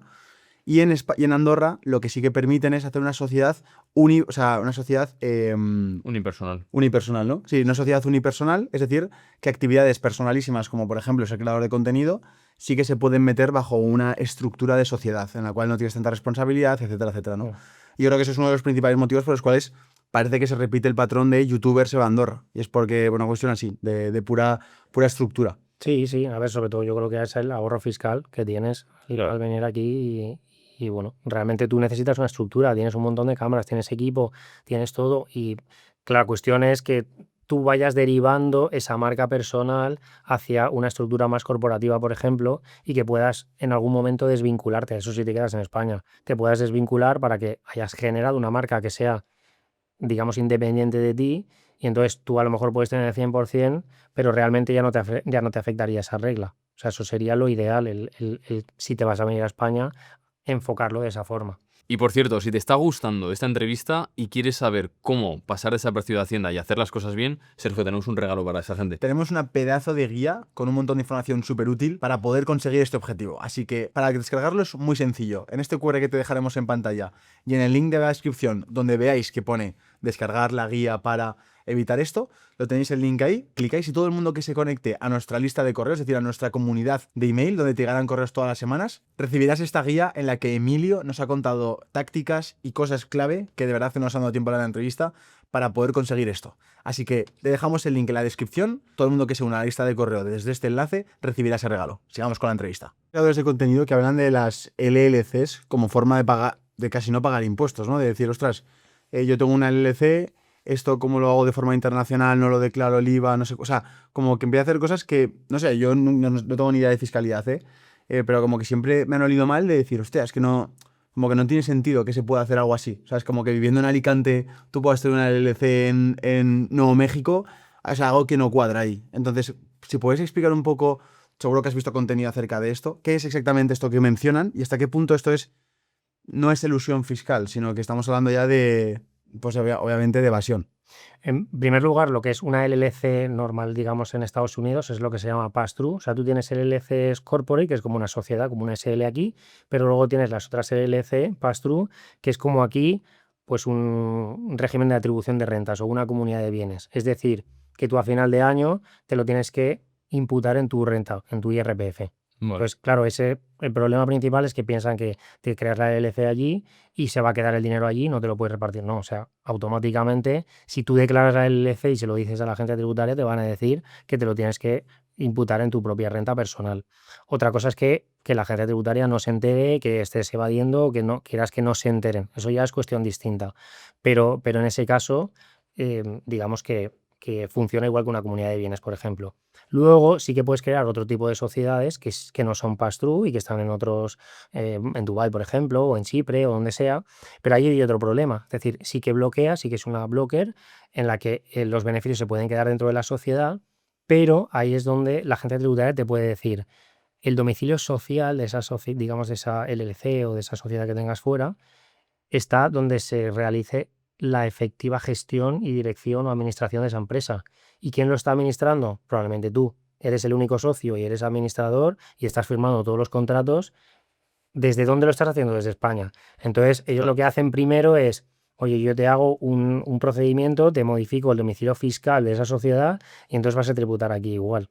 Entonces, digamos que tienes esos dos problemas que tienes que tener muy bien definido. Si tienes una sociedad fuera, primero saber qué tipo de sociedad es y luego defender desde dónde se está centralizando la gestión o dirección de la sociedad. O sea, también es sentido común, ¿no? Si vives en España, pagas en España. Si vives fuera, pues vas a pagar donde... Sí, pero luego hay sociedades, por ejemplo, que pueden tener inmuebles o ese tipo de cosas que al final pues pueden tributar fuera y luego tú te lo traes. Luego ahí el tener una estructura o no holding, pues también cambia. O sea, si tú tienes una estructura holding, aunque luego te traigan digamos, el domicilio social a España, sigue estando por debajo de la holding. Entonces Ya. no tendrías que llevarte la persona física. O si se mantiene allí, pues lo mismo, si te hacen que te lo tengas que subir o que no te puedas, ahí el problema es si te puedes aplicar o no determinados beneficios fiscales, como lo del 1,25.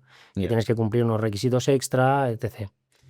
No, iba a decir que joder, es un follón el saber si lo estás haciendo bien o lo estás haciendo mal, porque, por ejemplo, pensaba en el caso de Sergio y yo, que ya no somos uno, es decir, ya no es un influencer, son dos, es decir, ya depende de dos caras el proyecto. Y bueno, y para más Intri, nuestro proyecto sobre todo depende del invitado. Es decir, nosotros no es que seamos la cara importante en este proyecto, aunque igual desde fuera sí. Pero, claro, ¿cómo sabemos si lo estamos haciendo bien o mal? ¿Es posible hablar con la agencia tributaria? Hablar con, por ejemplo, un inspector y decirle, oye, inspeccioname la empresa, que no quiero que luego me multéis para ver qué estoy haciendo mal. ¿Eso es posible hacerlo? Existe, o sea, cuando ya te han iniciado una inspección, que normalmente te dicen, bueno, pues te voy a inspeccionar el año 2023, el IVA del cuarto trimestre, por ejemplo. Y tú digas, oye, no, quiero que lo investigues todo.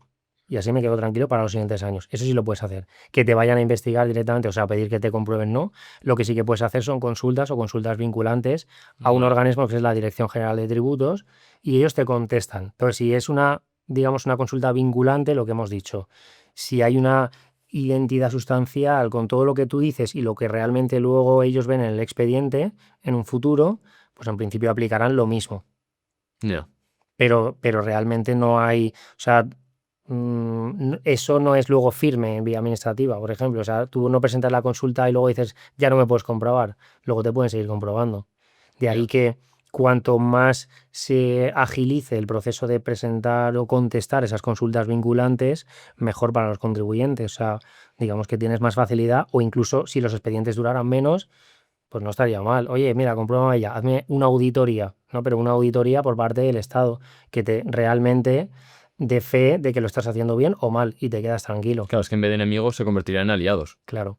Yo Si creo lo que ves por ese lado. esa es la idea. Y no tener, o sea, al final, yo creo que un gestor, abogado, fiscalista, o sea, tiene que dedicarse a cuestiones más de dentro de la sociedad o dentro de la empresa, de las finanzas, de la proyección financiera, de tener una fotografía actual de todo lo que tienes, una auditoría, pero no estar pensando en los posibles errores que pueda cometer por interpretación o criterios que se puedan tener, porque ya te digo, un funcionario te puede decir una cosa y otro te puede decir otra completamente distinta. Hemos preguntado a la comunidad acerca de si tenían dudas sobre fiscalidad, sobre Hacienda, etcétera. Entonces, hemos recogido audios de ellos para que nos cuenten en primera persona pues, sus mayores dudas. Entonces, aquí he recogido uno en este caso, una chica. No haces un nombre por si acaso. Sí. Ahora es la hija de Vamos a empresario. ver qué nos pregunta. ¿Cómo declaramos las criptomonedas y las ganancias que hemos tenido con ellas para tener una mejora fiscal? Bueno, muchas gracias por tu pregunta. Criptomonedas, que casi está de la mano con ilusión fiscal. El mundo del mundo del blockchain, criptomonedas, descentralización. A ver, yo creo que más que ilusiones porque de momento la agencia tributaria o las agencias tributarias no tienen tanta información como tienen del resto de organismos o de bancos, por ejemplo. Pero sí que es verdad que ahora se están presentando ya los modelos de forma obligatoria por las plataformas de intercambio de criptomonedas que les obligan no solamente a los saldos, sino a los movimientos. Entonces, forma de declararlo, pues al final hay aplicaciones que son gratuitas y que te dicen con todos los movimientos que has hecho tú qué es lo que realmente tienes de beneficio. Y luego siempre hay gente que dice, oye, es que si yo no lo paso a euros o a dólares o a fiat, no tengo que tributar. pero no, o sea, realmente se trata como un activo más en el que tú compras y vendes, o sea, tú pasas de Bitcoin a USDT, ya es una venta. Si hay un beneficio, pues tienes que tributar por él. Vale, pero si mantienes en Bitcoin, no tienes Si que... tú lo mantienes y lo compraste en 2013 y lo mantienes ahora, realmente no tienes que tributar. Esto es otra de las cuestiones que al final, pues tanto con criptomonedas como con fondos o acciones, hay mucha gente que seguro que habéis oído lo de pignorar acciones o pignorar fondos, y es precisamente porque si tú compraste hace 10 años algo que valía 1.000 euros y ahora vale 1.000.000, tú, claro, tienes un beneficio que prácticamente del millón que tendrías que tributar. Entonces, si tú quieres sacar liquidez porque quieres invertir en otras cosas, lo que haces es, oye, pues ignóralo, eso lo puedes hacer con fondos, con acciones, con cripto, es decir, tú dejas como garantía tus cripto, acciones, fondos, y esa empresa o otra empresa te da dinero y tú lo utilizas, te lo da pues a un 2, a un 3, a un 4, a un 5%, pero si tú lo inviertes a más rentabilidad, pues lo haces. Si no, tienes que vender, tributar un 30% prácticamente para invertir en algo, entonces no tiene sentido, ¿vale? Que hay veces que me dicen, no, es que me iba a comprar mi vivienda y lo que he hecho es vender los fondos. Digo, pero tú, ¿cuánta ganancia tenían? Hostia, pues bastante. Pues claro, ahí la estrategia fiscal sí que tiene sentido también, y utilizar a veces la deuda como apalancamiento realmente te puede prevenir el impacto fiscal. Vale, para una persona que tenga criptomonedas o que quiera invertir y quiere hacerlo perfecto, que no quiere tener ningún dolor de cabeza, ¿cómo le recomendarías tenerlo? ¿O qué le recomendarías guardarse? Un Excel, o sea, al final tú entras en Binance, por ejemplo, y te puedes descargar en la web, en la aplicación, ¿no? Te puedes descargar pues todo el listado de transacciones que has hecho. Vale, Tienes todo el listado de transacciones, venta menos compra de todo, y luego las comisiones que las restas también, y al final te sale pues el beneficio, básicamente. vale. Y eso en la mayoría de plataformas se puede hacer. Claro, yo creo que casi todas. Y hay otras que lo que te digo, tú le pasas eso y se lo metes y directamente te dicen ya para meterlo dentro de IRPF. ¿Crees que la agencia tributaria está perdiendo muchísimo dinero por no controlar las criptomonedas? Yo creo que comparado con el efectivo no pierden tanto, pero ¿En serio? claro, Pero hay un plan ahí, ¿no? En eliminar el efectivo de la sociedad. yo creo que no. O sea, de momento, incluso en algunos países de la Unión Europea se están ampliando los pagos en efectivo, ¿Ah, los sí? límites. Entonces, no sé lo que van a hacer, pero vamos, es muy difícil que acaben eliminando el efectivo al 100%. Otra cosa es que se metan en el euro digital o que entren dentro de pues, todo el tema de las criptomonedas con criptoactivos que sean controlados por el gobierno. Bueno, pero ya ha habido movimientos que dan un poco de pistas. Eliminar los billetes de 500 es para que no se pueda acumular tanto dinero en negro en casa, ¿no? Claro, claro. O sea, una de las intenciones de la agencia tributaria es, bueno, prevención del blanqueo de capitales y, bueno, pues evidentemente cuanto más pequeños sean los billetes, más difícil se hace, Claro. pero vamos, no creo que desaparezca por lo menos en muchos años. Mm. Bueno, otro audio más. En Vale. este caso creo que es sobre el tema de comprar una casa, así que vamos a ver qué nos pregunta. Aquí otro anónimo.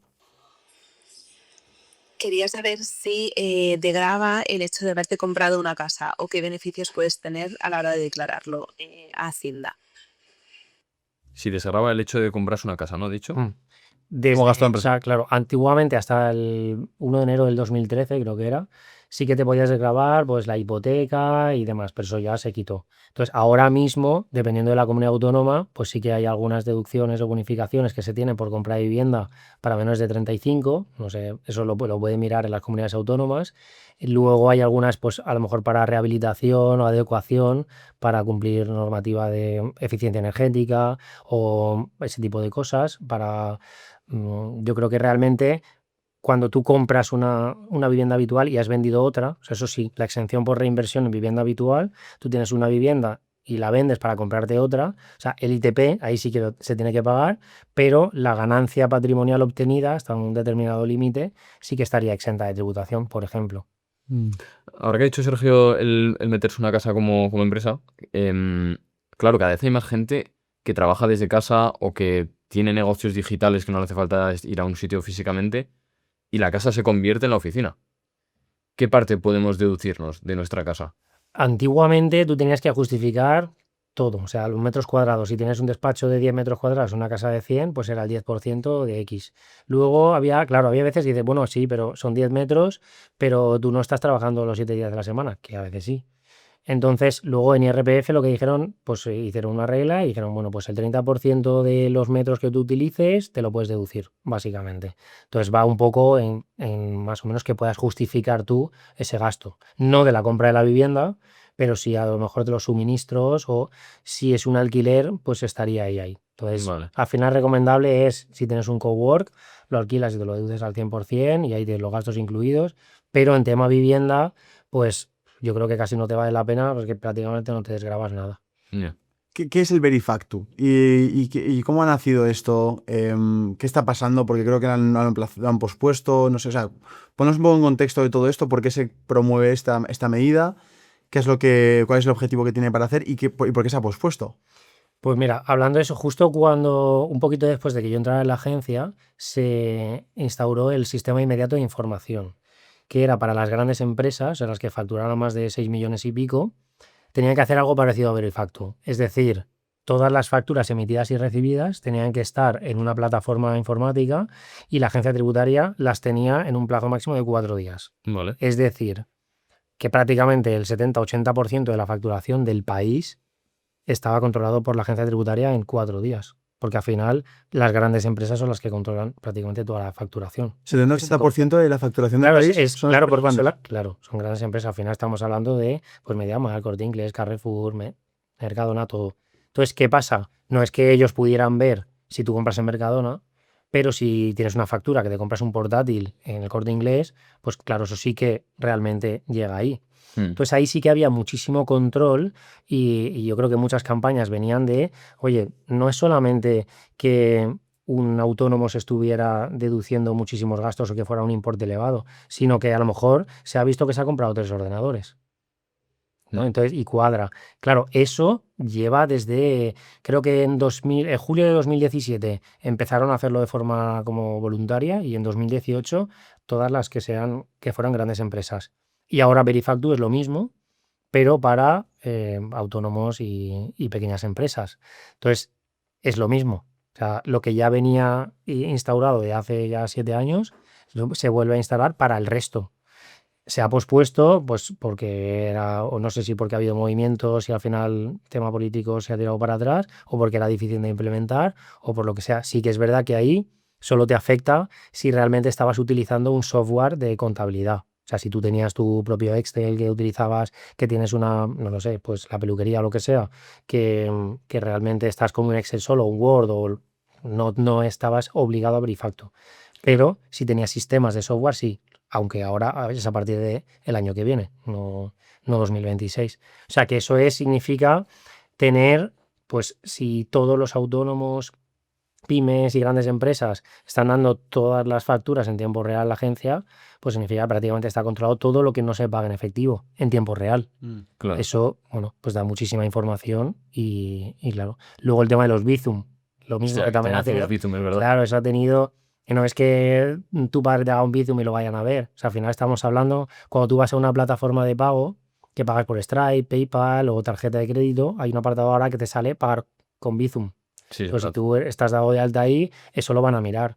Pero vamos, o sea, lo típico que se ha hecho siempre es si tú tienes un negocio y tienes un TPV, digamos, para cobrar, si en el TPV ya nos daban la información, los bancos, a la agencia tributaria, de todos esos movimientos. Entonces, si tú has declarado 20.000, pero en TPV salían 30.000, pues claro, te lleva Claro, estoy embotellado. Claro. Entonces aquí sería un poco lo mismo con el Bizum, que se añadiría a los TPVs, pero estamos hablando de porque son pagos electrónicos y cosa distinta es que tú le hagas un Bizum a un amigo y demás. Que no quiere decir que no lo puedan ver, o sea, pero no es automático. O sea, tendrían que solicitarle al banco que, digamos, que le pasara los extractos bancarios y para eso, o sea, no, un funcionario de la agencia no puede ir requiriendo a cualquier banco que le den la información de todos los gastos o suministros de cualquier persona. ¿Hay X cantidades o hay a partir de una cantidad que ya llama la atención o puede ser aleatorio que te revisen los Bizums? Los propios bancos sí que reportan a partir de 3.000 euros, pero transferencias bancarias. O sea, ya sea Bizum o transferencia, a partir de 3.000 se puede ver. A partir de 3.000 tienes que decir de dónde viene o por qué es. No, simplemente los bancos lo informan a la agencia tributaria. Entonces la agencia tributaria tiene todas las transferencias, reintegros y demás que se hayan hecho por más de 3.000 euros, los tienen en una base de datos, claro. Vale. Entonces, esa gente que está empezando a emprender, que yo qué sé, que está haciendo compraventa de algo, no sé, típico chaval de 15 años que está empezando a emprender y que está ganando 300, 400 euros al mes con Bizums. Lo típico que se dice en qué momento se empieza a declarar, en cuándo no, o cuándo es muy complicado que te pillen. ¿Cómo sería esto? Que, o sea, porque obviamente supongo que habrá que declararlo, pero hay ciertas cantidades que son un poco ridículas, porque como se haga autónomo, ya va a tener que Sea pagar negativo. 300, 400 euros. Claro.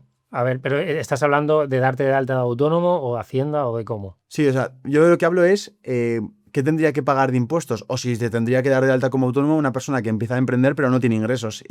O si tiene ingresos de 600, 700 euros al mes, que tampoco es una cosa que dijeras... Claro, eso es lo que... Eso ya es tema de seguridad social, que siempre ha estado muy polémico, por si tú estás ganando 100 euros, porque tengo que pagar una cuota de autónomo que sean 300, 400 o 500. Entonces ahí es donde empezaba el concepto de, digamos, de la habitualidad de la actividad económica. ¿Qué se considera habitual y qué no? Es un concepto jurídico indeterminado. Entonces, si tú, digamos que te vas a dedicar a comprar y vender coches y compras y vendes un coche, pues a lo mejor no hace falta que te des de alta. Pero si tú tienes un trabajo, digamos que a lo mejor es atemporal, que todos los veranos estás trabajando en X sitio o estás trabajando, no lo sé, para Globo, claro, ahí tienes que darte de alta de autónomo, aunque sea un día. Vale. Entonces, es un poco, pues también hay mucha casuística y habría que ver en cada caso concreto. Sí que es verdad que dentro de la agencia tributaria, ahí sí que hay que darse de alta. O sea, si vas a facturar desde el minuto 1, en la agencia tributaria sí. Y tienes que darte de alta, pues si tienes que declarar IVA o no, todo eso lo tienes que especificar. Pero cosa distinta ya es seguridad social. También se habla muchas veces de que si no supera... Espera, tío. Has dicho, te puedes dar de alta en la agencia tributaria sin ser autónomo. Claro. Yo esto sí que no lo sabía. Claro, o sea, porque una cuestión es que tú, por ejemplo, tú puedes alquilar locales y estar dado de alta en Hacienda, pero no tienes por qué ser autónomo. Vale. Y luego lo mismo, si tú haces una operación de lo que sea o das una clase particular de inglés, no te vas a dar de alta de autónomo. Ya. O sea, hacer la clase particular y ya está. Ahora, si estás dando clases todos los días, pues al final se convierte en una actividad habitual y entonces Seguridad Social te puede decir o sea, te puede comprobar y decir que realmente es habitual y tenías que haberte dado de alta. Y Vale. las sanciones de Seguridad Social son, porque al final las de la agencia tributaria son sobre lo que ganas o lo que se supone que has ganado, pero de Seguridad Social al final son sanciones que son pecuniarias, o sea, son fijas y bueno, pues hay que tener mucho cuidado con eso. Pero sí podrías estar dado de alta en Hacienda y no de autónomo. Vamos a ver esta persona que nos dice en este audio. Si somos emprendedores autónomos o ya llevamos 1 o 2 años de emprendimiento, ¿cuáles son los beneficios fiscales que tiene una empresa? El impuesto de sociedades, las pymes, el autónomos y somos menores de 30 años. ¿Hay alguna bonificación o exención fiscal o apoyo para autónomos y jóvenes empresarios que inician una pyme? Yo ahí le recomendaría que se estudiara la ley de startups, la ley de empresas de nueva creación, que sí que salen bastantes cosas. Luego ahí tenemos lo mismo, entidades de nueva creación que realmente puedan los primeros 2 años de ingresos al 15%. Luego, pues ahí, cuando son pymes o pequeñas empresas, libertades de amortización. O sea, al final hay determinados beneficios fiscales que pues, su gestor debería conocer, prácticamente lo conocen todos, y digamos que utilizar el máximo. Pero realmente por ser empresario joven y demás, también hay muchas ayudas que se pueden dar de ayuntamientos o comunidades autónomas. Pero básicamente ley de startups y nada, y utilizar todos los beneficios fiscales que haya, comunidad autónoma o estatales. Pero no hay nada, no hay ningún truco para... Ya. Antes estaba pensando, claro, los negocios online ahora expanden a todo el mundo. Es decir, puedes estar viviendo en España, pero que todos tus clientes sean de Estados Unidos. Entonces, ¿dónde está el centro de intereses? Soy, yo qué sé, un software de España y todos mis clientes son de Estados Unidos. ¿Dónde estoy realmente? Claro, pero si tú estás viviendo en España, estás viviendo en España. Entonces ya eres residente español. Vale, Si luego el centro de intereses está fuera, a nadie le importa. a nadie le O importa. sea, el centro de intereses es algo a lo que luego se agarran por, digamos, como reglas de desempate también, para cuando no cumples el requisito de los 183 días.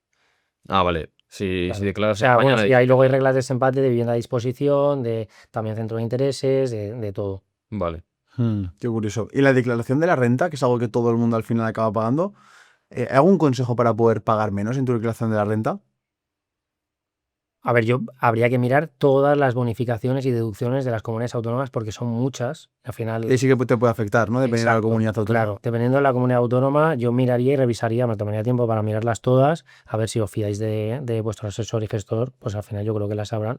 Pero bueno, es tener eso y pedir, o sea, hacerlo con antelación porque hay determinadas deducciones. Puede ser, imagínate, Comunidad Valenciana que empezaron con gimnasio, ¿no? Que si vas al gimnasio o a clínica dental o gastos de lentillas, ese tipo de cosas que los podías meter.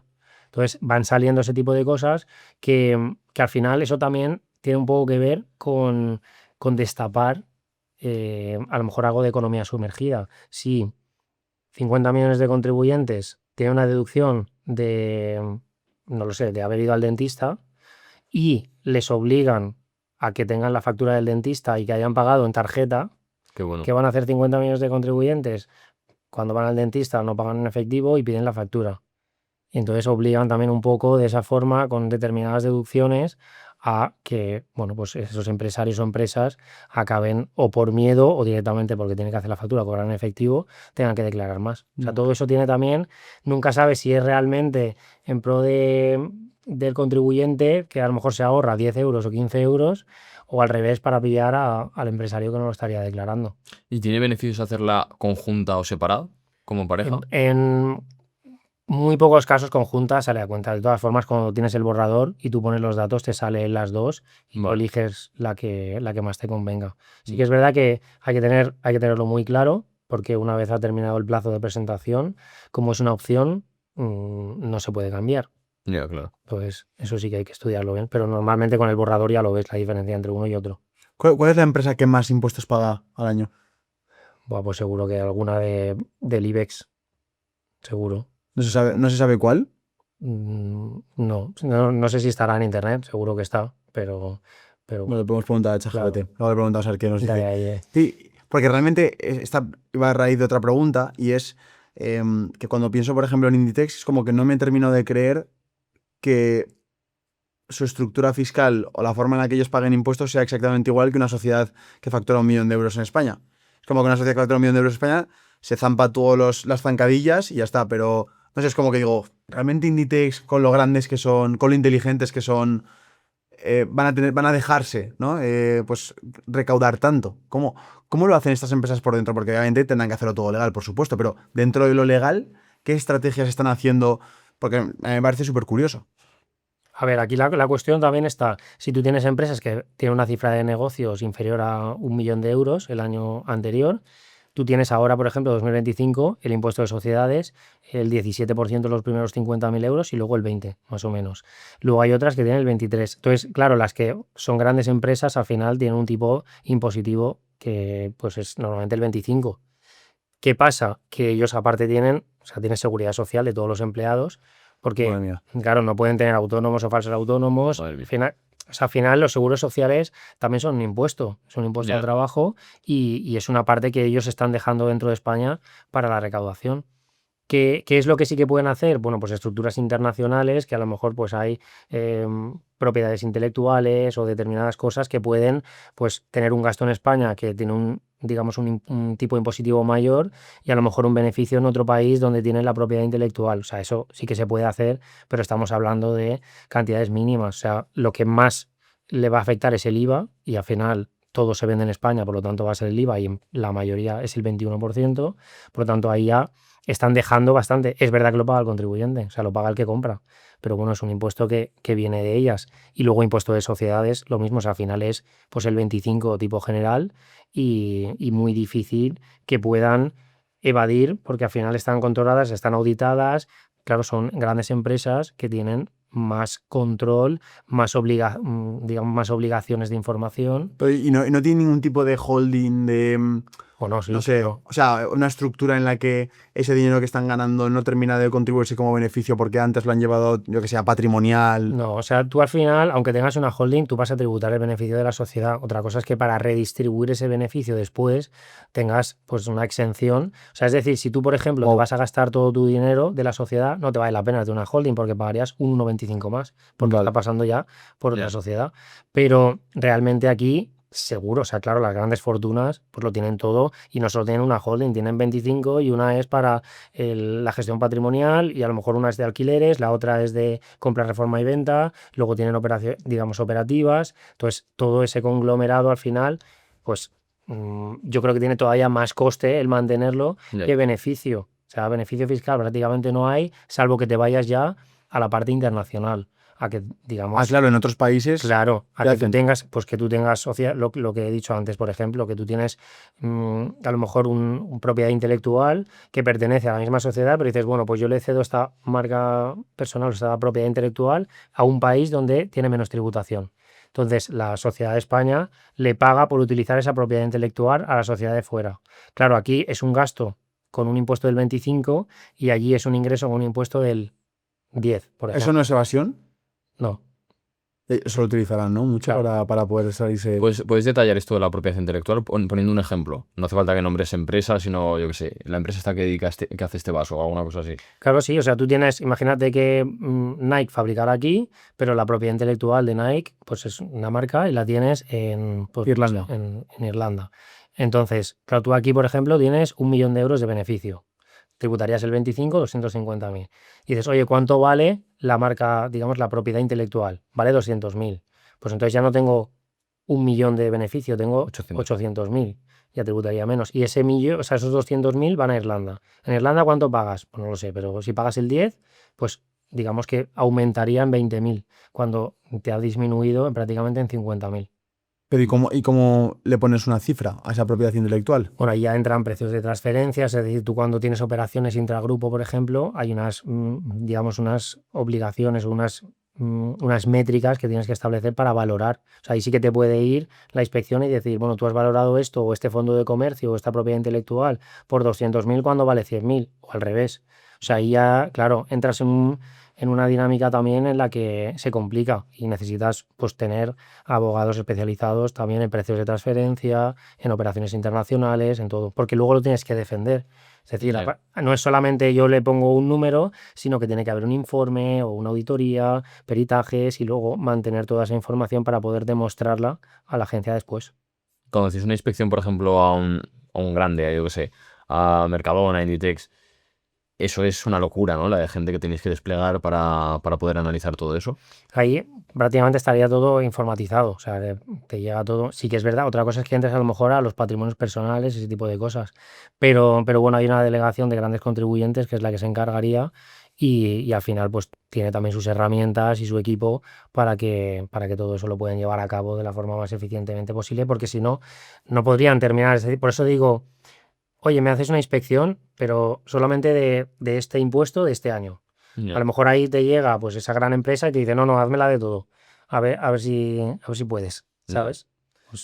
Hay un tema que siempre genera mucha polémica, que es cuando Amancio Ortega dona algo a un hospital, una cantidad de dinero. Más allá de que es un buen acto, porque está donando algo que va para la salud, va para todo lo que lo vamos a usar, ¿hay algún beneficio fiscal detrás de todo eso? Sí, o sea, tú haces una donación y luego puedes aplicarte beneficios fiscales dependiendo de si es persona física o sociedades, pero siempre es más, o sea, siempre pierdes dinero. Ya, Así, si tú donas algo de 1 millón, no te deduces 1 millón, ya. deducirás menos. O sea, que al final para ti supone siempre un coste.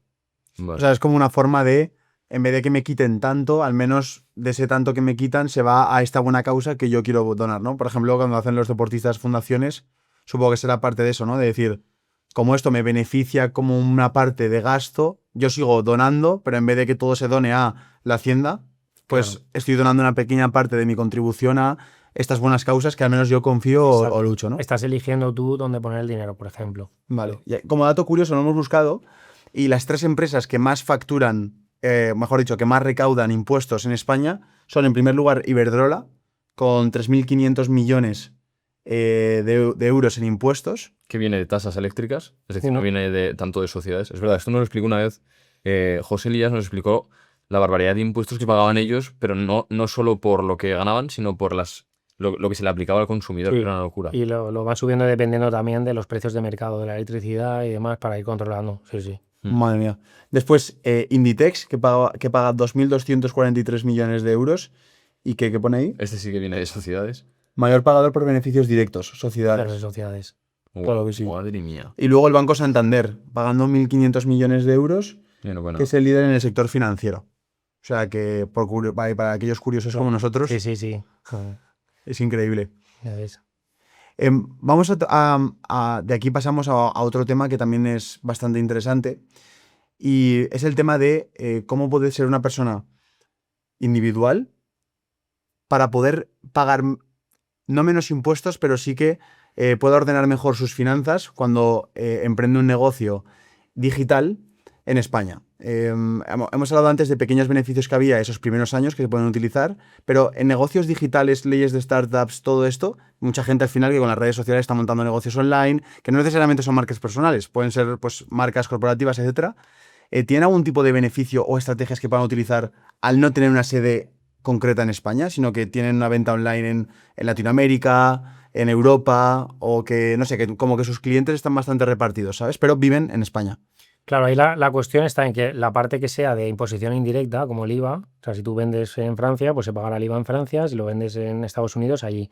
Pero lo que son los beneficios que tienes tú, como tú eres persona física y radicas en territorio español, o sea, va todo por tu renta mundial. Otra cosa es que tú hayas pagado porque tengas establecimientos permanentes en otro país y pagues un impuesto de sociedades allí, por ejemplo, o un impuesto que sea análogo al de aquí y que te lo puedas deducir para que no haya una doble imposición.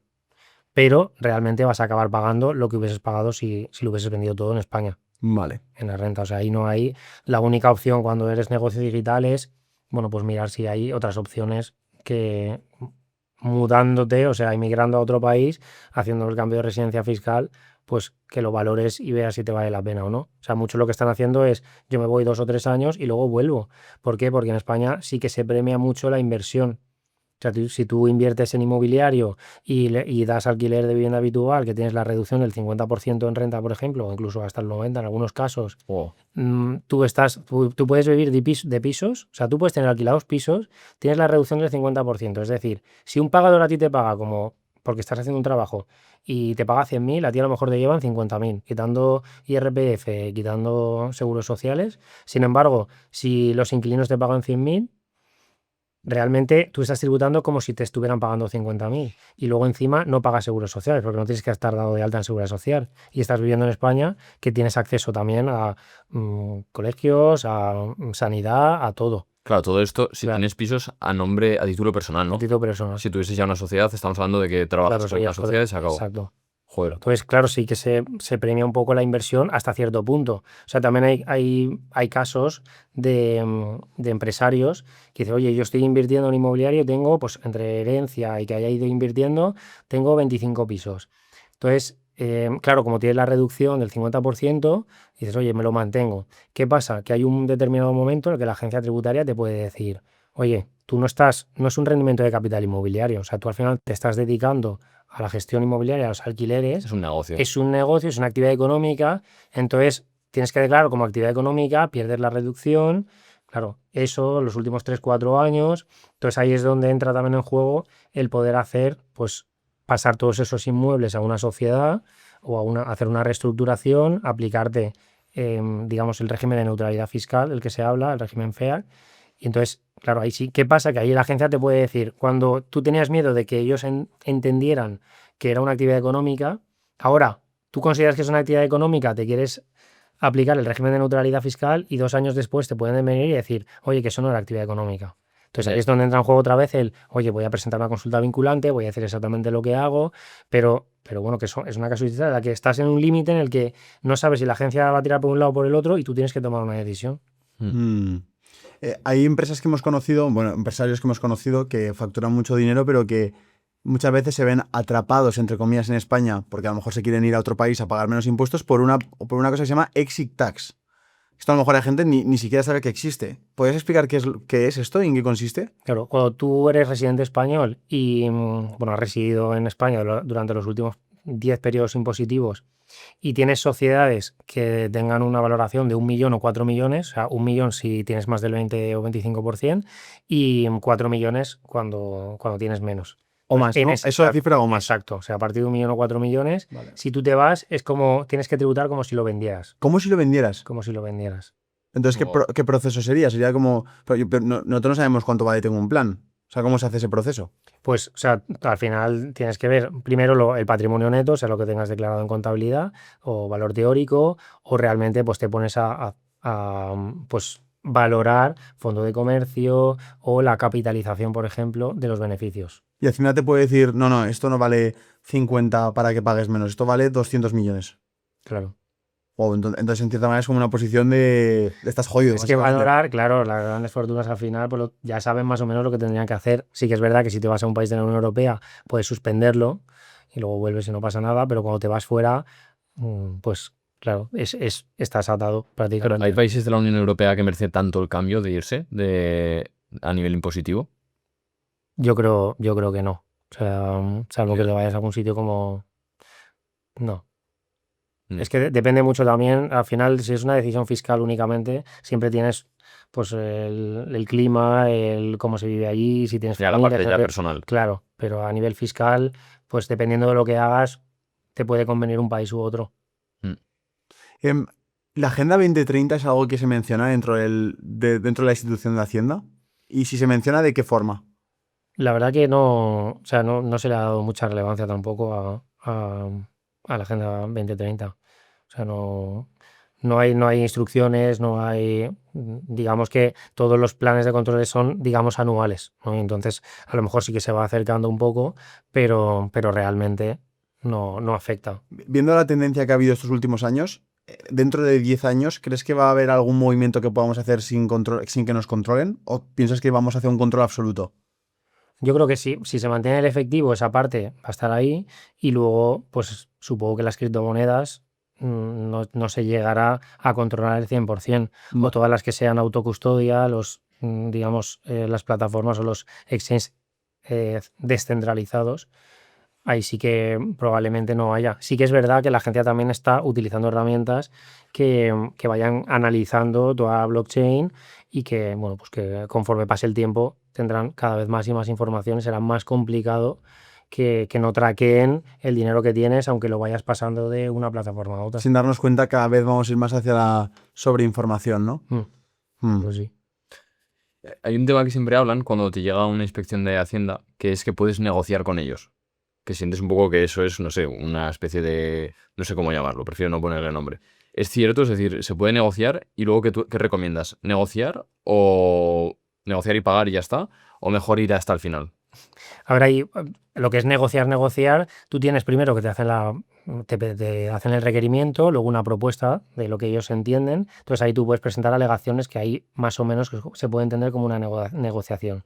Pero luego, por ejemplo, en procedimientos de inspección y comprobación, o sea, departamento de inspección, sí que existen actas, digamos, con acuerdo, actas en conformidad o actas en disconformidad. Disconformidad es que tú dices, oye, no estoy de acuerdo y, bueno, pues se hace una serie de informes y demás y hasta luego tú puedes recurrir y es lo mismo. Luego tienes con conformidad, sí que es verdad que ahí hay determinadas reducciones digamos, en la liquidación, en la sanción. Y luego tienes las actas con acuerdo. Actas con acuerdo son casos específicos en los que, pues a lo mejor no se ha tenido que valorar algo que no estaba muy claro cómo valorarlo. Entonces ahí es donde se habla como un poco de esa negociación, ¿no? Vale. Pero básicamente yo creo que siempre en una inspección, 18 meses, hay un tira y afloja entre la valoración de un inmueble y otro, por ejemplo, que tú presentas tu perito y la administración presenta otro. Ahí en comprobación de valores siempre hay pues un poco de negociación. Luego tienes la afectación, muy importante. O sea, si tú tienes un montón de inmuebles en una sociedad, tienen que estar afectos. Entonces dices, ¿este está afecto? ¿Sí o no? Vale, sí, pero ¿cuánto? ¿Qué porcentaje? Entonces ahí es donde empiezas no es que negocies, es que yo te presento estos documentos que justifican que está afecto en tanto por cien y entonces vas pues apretando, subiendo y bajando, pero no es que digas, te doy 15 o 20, o sea, no tiene que estar todo, claro, documentado. Luego hay un tema que me ha salido investigando sobre esto, que es la confesión preventiva. Como regularizar antes de que te venga la inspección, dices, oye, sé que he hecho esto mal, toma el dinero. Que claro, buscando sobre todo ese tema, salen cosas del rey emérito y temas así que tienen que pesar. Pero, ¿cómo funciona eso exactamente? ¿Puedes arrepentirte antes de que te llegue el problema? Claro, tú aquí tienes dos niveles, que sería el administrativo y a lo mejor el penal. O sea, sí que es verdad que en el penal, cuando tú reconoces o lo haces antes, pues te pueden reducir la pena. Pues en administrativo más o menos es igual. Lo que pasa que aquí depende de si la administración te ha iniciado un requerimiento, te ha iniciado un procedimiento ya o no. O sea, Ah, vale. claro, entonces ahí hay requerimiento previo, sí o no. Pues entonces, si no lo hay, es que tú has regularizado de forma voluntaria, tienes un recargo o intereses en algunos casos, pero no hay sanción, que siempre va a ser superior que el recargo. Vale, La o sea, te ha sanción. tenido que llegar antes el requerimiento, o tú por tu cuenta puedes hacerlo. Claro, tú puedes hacerlo, tú puedes presentar una complementaria, por ejemplo, directamente, y entonces regularizas tu situación. Ahí la cuestión no es si, o sea, siempre te va a salir más a cuenta presentarlo tú que te pillen. La Ya. cuestión es que la gente decide si presentarlo o no, porque puede que no le pillen. Ya, Claro. Mira, aquí tenemos otro audio. Vamos a escucharlo. ¿Cómo eligen a quién investigan, a quién realizan una investigación más exhaustivas a la hora de meter manos? Todo lo que no teme si algún día le investigará Hacienda o no. Y me gustaría saber si hay algún criterio que sigan para investigar más a una persona o empresa. Lo que hemos dicho antes, plan de control tributario y las propias agencias de las comunidades autónomas también tienen los suyos y entonces dicen, pues mira, vamos a ir a por o vamos a darle prioridad a las donaciones entre familiares, por ejemplo, o a, digamos, patrimonios no declarados. Y entonces, básicamente, pues luego todo eso o todas las campañas van un poco en esa misma dirección, pero dentro de esa dirección los filtros que se utilicen, las variables, datos, eso ya es básicamente tarea de la persona que se encargue de eso, que pues puede estar en el departamento de informática, departamento de inspección y dependerá pues de su criterio. Mm. Em, lo que no sabemos muchos españoles es que tenemos una especie de paraíso fiscal dentro de España, ¿no? Que son las Islas Canarias.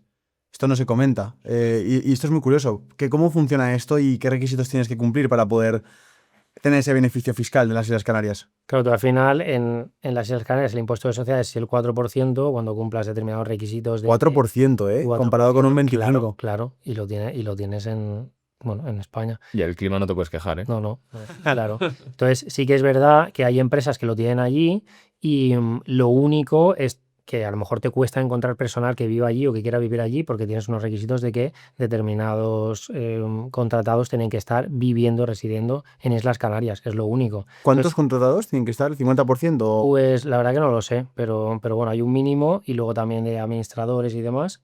Y luego hay también como un número limitado de actividades que se pueden realizar. O sea, no todas las empresas pueden acogerse a ese régimen. Entonces tú tienes que mirar el listado, ver si se acopla y luego si puedes cumplir los requisitos con el personal que tienes, pues, pero claro, es un 4%. ¿Pero y te obligan a estar en las Islas Canarias? ¿O tú puedes vivir en... Porque claro, las Islas Canarias Claro, es no, España. tú puedes ser socio de una sociedad allí mientras el resto de requisitos se cumplan. Vale. ¿Y la actividad dónde tiene que ocurrir? ¿En España? Aquí. Ah, en Islas Canarias, Claro. ¿no? Oh, claro. Pero bueno, tú puedes tener Una parte de la actividad. Claro, una sociedad de formación que sea online y el online puede ser venir de cualquier sitio, claro. Claro. Ahora que ha dicho Sergio paraíso fiscal, ¿qué se determina paraíso fiscal y qué no se determina paraíso fiscal? Básicamente es que den o no den información. O sea, Ah, vale. sí que es verdad que hay algunos beneficios fiscales que dependen también del tipo impositivo que tengan. Es decir, si tienen un tipo impositivo inferior al 10%, hay determinados beneficios que no te puedes aplicar. Pero básicamente paraíso fiscal significa que no pueden acceder a la información. O sea, al final, Estados Unidos no comparte prácticamente información a España, por ejemplo. Yeah. ¿Es paraíso fiscal? No. O sea, fiscalmente no es, digamos, de los que tienen nula tributación, pero no comparte información. Antes has comentado también que depende de la comunidad se paga más o menos, por eso el tema del impuesto de patrimonio para unificar todo. ¿Qué comunidad es la que menos se paga de toda España? En principio estaba Madrid, que por tema de impuestos sobre el patrimonio y impuestos de sucesiones y donaciones era la que más bonificaciones tenía. Pero es verdad que ahora han ido siguiendo Andalucía, Comunidad Valenciana, en determinados impuestos y bueno, pues lo único que pasa que el Estado lo que ha hecho con el impuesto de grandes fortunas es un poco limitar, por lo menos, el impuesto sobre el patrimonio, y ya veremos si hacen algo parecido con sucesiones y donaciones. Pero podría ser tan grande la diferencia, por ejemplo, Madrid versus Barcelona. Claro, hay mucha gente que se iba de Valencia a Madrid con grandes patrimonios. Wow. Fíjate, sí que se nota. Más o menos, ¿sabrías decir el porcentaje de diferencia de impuestos? O... Pues a ver, claro, es que el tipo impositivo al final está más o menos una media del 1 y pico así. Pues si tienes 50 millones de euros, estamos hablando de medio kilo. Ya ves. ¿Vale? Que luego sí que tienes unos límites también dependiendo de lo que declares en IRPF y demás.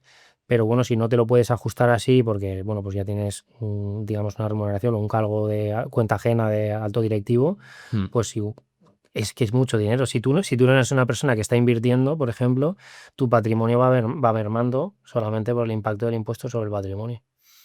Hay un tema que ya no va tan relacionado con impuestos, sino es con tu experiencia. Al final has estado viendo un montón de negocios dentro de la agencia tributaria. ¿Qué negocios has visto que digas, joder, empiezan y en poco tiempo ya están facturando bastante dinero? Y para que una persona, un emprendedor que esté viendo esto, le surja como idea decir, pues este negocio es buena idea. Pues yo creo que es complicado porque, claro, tú no vas viendo el histórico de facturación de una empresa. O sea, si tú simplemente ves la foto fija en un momento dado y bueno, o sea, sí que es verdad que los grandes patrimonios al final han sido pues de supermercados, de tiendas de ropa, de industria, pero realmente es que los que han crecido mucho, casi todos son online. O sea, prácticamente crecimiento online de venta de lo que sea. O sea, es lo que al final no tiene límites. Claro. Y esto es una pregunta un poco, pues, de imaginaros una situación, ¿no? Pero ¿hasta qué punto, sé que esto es una conversación no es de política, ¿no? Pero ¿hasta qué punto sería posible un país sin impuestos? O sea, es decir, o España, por ejemplo, que se dice, no, es que no se podría hacer como en Andorra, de pagar un 10% porque es insostenible. Pero ¿hasta qué punto es insostenible de verdad? ¿O habría algún tipo de alternativa a reducir la carga fiscal? Pues yo creo que habría que coger ahí el bisturí y empezar a abrir todos los presupuestos, ver en qué se gasta. O sea, al final, yo creo que no es tanto los ingresos, o sea, el problema es en qué se está gastando. Ver realmente con total transparencia en qué se está utilizando el dinero y si hay forma de optimizarlo. O sea, el problema es que España es un país medianamente grande, que ya tiene un histórico y que no es lo mismo crear algo desde cero, como puede haber sido Dubái, por ejemplo, y que además tiene pues otro tipo de, a lo mejor de financiación que puede venir del petróleo, de otro tipo de cosas. Pero claro, un país tan grande como España, o sea, tú no puedes rebajar ahora los impuestos a la mitad, por ejemplo. O sea, no sé lo que pasaría, se podría hacer la prueba, a ver. No, hombre. Ostras, con la inteligencia artificial. Lo que está claro es que llamaría mucho inversor del extranjero, porque estamos hablando de, yo creo que el mejor país del mundo a nivel de vida, de gastronomía, de ambiente. La seguridad, pues bueno, ahora está bajando, pero tampoco creo que sea la seguridad más peligrosa del mundo. Vendría muchísima gente a vivir a España. Claro, la cuestión también es ver qué queremos atraer. Si queremos atraer pues gente que a lo mejor produzca, que digamos que no sea solamente a lo mejor del sector servicios o del turismo. Claro, si el problema es que tú traigas, por ejemplo, esa gente con grandes patrimonios que solamente vengan a invertir, pero que no generen más producción dentro del país, etcétera. O sea, habría que tenerlo muy medido. El ver cómo atraemos el talento y que realmente sea talento, que no sea claro. Ahora que estás fuera de la agencia tributaria y que has estado en ambos sitios, ¿cómo es tu perspectiva? ¿La Hacienda es tan mala? ¿La gente lo hace muy mal? ¿Qué es lo que estás viendo? Yo creo que hay de todo. O sea, hay gente que lo ha hecho muy mal, adrede. Hay gente que lo ha hecho mal sin saber y que se han llevado verdaderos palos por no tenerlo bien planificado o asesorado. Y luego dentro de compañeros, o sea, no conozco a nadie que esté obsesionado con liquidar a la gente o sea, al final es un trabajo como otro cualquiera. Son gente, la verdad que han estudiado muchísimo, que hay muchísimo nivel, hay mucha competencia y bueno, que trabajan mucho. O sea, al final es en contra del contribuyente, pero se está trabajando bastante dentro de la agencia y no sé, no te sabría decir, pero vamos, que no... Tú estás contento con el cambio, ¿no? Yo estoy, sí, muy contento. O sea, yo quería salir, quería viajar más, o sea, muy contento, la verdad. ¿Y es verdad que están duras las oposiciones para ser inspector de Hacienda? A ver, como todo, también depende. O sea, el temario es muy duro. Luego depende también de las plazas que salgan. O sea, al final, judicatura, notarías, cualquier administración que vayas a entrar, las oposiciones son muy de memorizar. O sea, al final es como España se constituye un Estado social y democrático que propugna como valores superiores del ordenamiento jurídico y la justicia. O sea, es decir, te tienes que saber los artículos, todo el tema va así. Sí, Coño. claro, luego en Hacienda tienes contabilidad, tienes matemáticas financieras, tienes inglés o francés. Al final es como tienes muchas cosas, pero es verdad que si, bueno, pues si te pones a estudiar, yo nunca había memorizado y al final pues memorizas. No hay más. Luego hay otros exámenes de otras administraciones que a lo mejor son tipo test y es súper complicado el diferenciar un artículo de otro porque solamente hay una palabra y si no te acuerdas en ese momento de esa palabra, entonces son muy complicadas, pero es verdad que al final pues te pones y todo el mundo aprende a memorizar y todo el mundo Es que, coge sí. matemáticas y claro. Es que yo veo como que en cierta parte está montado de tal forma que se incentiva más opositar a emprender. Porque, por ejemplo, lo que hemos visto de las subidas de las últimas cuotas autónomo, claro, hay veces que dices, es que entiendo en cierta manera la queja pública de los autónomos porque es que como si no hubieran contribuido antes, cogen y les vuelven a subir otra vez la cuota fija, ahora resulta que no es fija, que es variable. ¿Cómo ves esta parte de incentivos al emprendimiento? O sea, ¿hasta qué punto se está incentivando o se está dejando como más encarado de lado de decir, ostras, es que opositar, salario fijo estable, no hay, ¿sabes? No está esa sensación de riesgo masivo de empiezo a hacerme autónomo y es que ya tengo que ganar X porque si no me comen en Sí, impuestos. o tienes que ganar X o tienes que declarar X. Eso es así. Y Claro. claro, yo estuve intentando emprender y trabajar y al final dije, "Hostia, voy a sacar una posición, voy a tener acceso a financiación, a hipoteca, a comprarme". O sea, al final tenía más o menos más seguridad con eso, que dices, oye, si estudio y apruebo, y si estudias al final acabarás aprobando, pues muchísimo más fácil que emprender. ¿Qué pasa digamos, ahora con el tema de los autónomos? Pues que sí, han bajado un poco el límite, tú prorrateas en base al sueldo, pero tienes un mínimo, sigues teniendo un mínimo. Claro. Pues al final, si no llegas y realmente se considera que es habitual lo que estás realizando, pues no estás ganando dinero, estás perdiendo dinero solamente por estar pagando no el impuesto, sino la seguridad social. Entonces, al final, pues no se está promoviendo que la gente emprenda. Y bueno, pues ahora yo me pongo el gorro de contribuyente y sé a lo que me enfrento.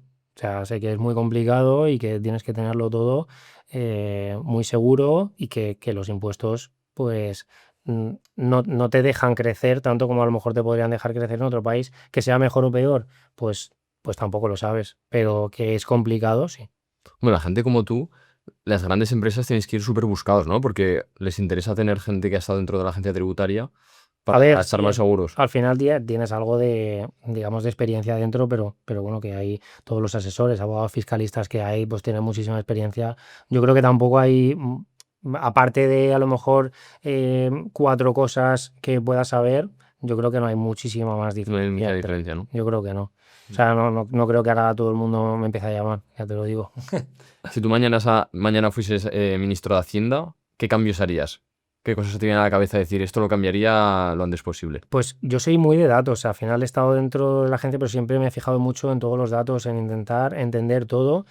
Y lo primero es entender en qué se está gastando todo, cuánto se está recaudando. O sea, es decir, que yo creo que ahora tenemos herramientas suficientes para coger todo lo que tenemos, todas las facturas, todo, o sea, es decir, y que te lo ordenen y que tú puedas empezar a visualizar un poco en qué se está gastando todo, que realmente es efectivo, que no. O sea, yo creo que no es empezar a decir políticas ahora que sin tener nada de información de en qué se está gastando. O sea, lo primero para mí sería tener toda la información. O sea, yo creo que tenemos toda la información y tenemos la tecnología suficiente para que esa información pueda ser entendible por la gente que toma las decisiones. Claro. Eso es lo más importante. El problema de la administración pública es que por algo bueno o por algo malo va muy lento. O sea, la introducción de cambios, de tecnología, todo eso, porque al final tienes que ver que encajen presupuestos, que haya seguridad suficiente. O sea, yo entiendo que la agencia tributaria o seguridad social o cualquier organismo puede crecer muchísimo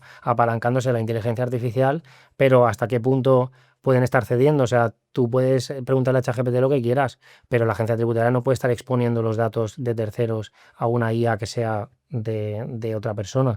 Entonces, todo eso lleva su proceso y yo sé que llegará Pero es verdad que yo he tenido siempre mucha ansia y no estaba en un sitio en el que fuera a la velocidad a la que yo veo que están cambiando las cosas. Al final van a ser los propios asesores los que creen inteligencias artificiales que ayuden a responder todo este tipo de dudas. Ya. Antes que, oye, tú como administración tributaria, haz una IA que tú le preguntes y que más o menos te responda con al menos algo de vinculación. Claro, sobre al final esa es respuesta. como una empresa dinosaurio, ¿no? Son 27.000 empleados Claro. que están ahí en la agencia y es que es una cosa lenta. La Exacto. actualización será un Aún montón de así, procesos. Claro, aún así hay muchísima tecnología y los cambios se implementan muy rápido. Claro. Ya. Bueno, la gente que quiera contactarte, Emilio, dejaremos la descripción por si, quieren un mejor asesoramiento o cualquier cosa.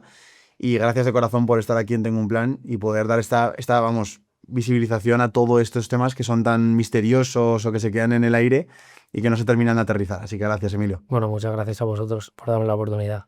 Gracias a ti también por estar hasta aquí. Ya sabes, si te ha gustado el episodio y lo estás escuchando, valóralo con 5 estrellas. Y si lo estás viendo, suscríbete, que más del... ¿Cuánto era? 70%. Eso es increíble. 70% no están suscritos si ven estos episodios. Así que nada, suscríbete que está aquí abajo y nos ayudas un montón. Nos vemos pronto. Adiós. Chao.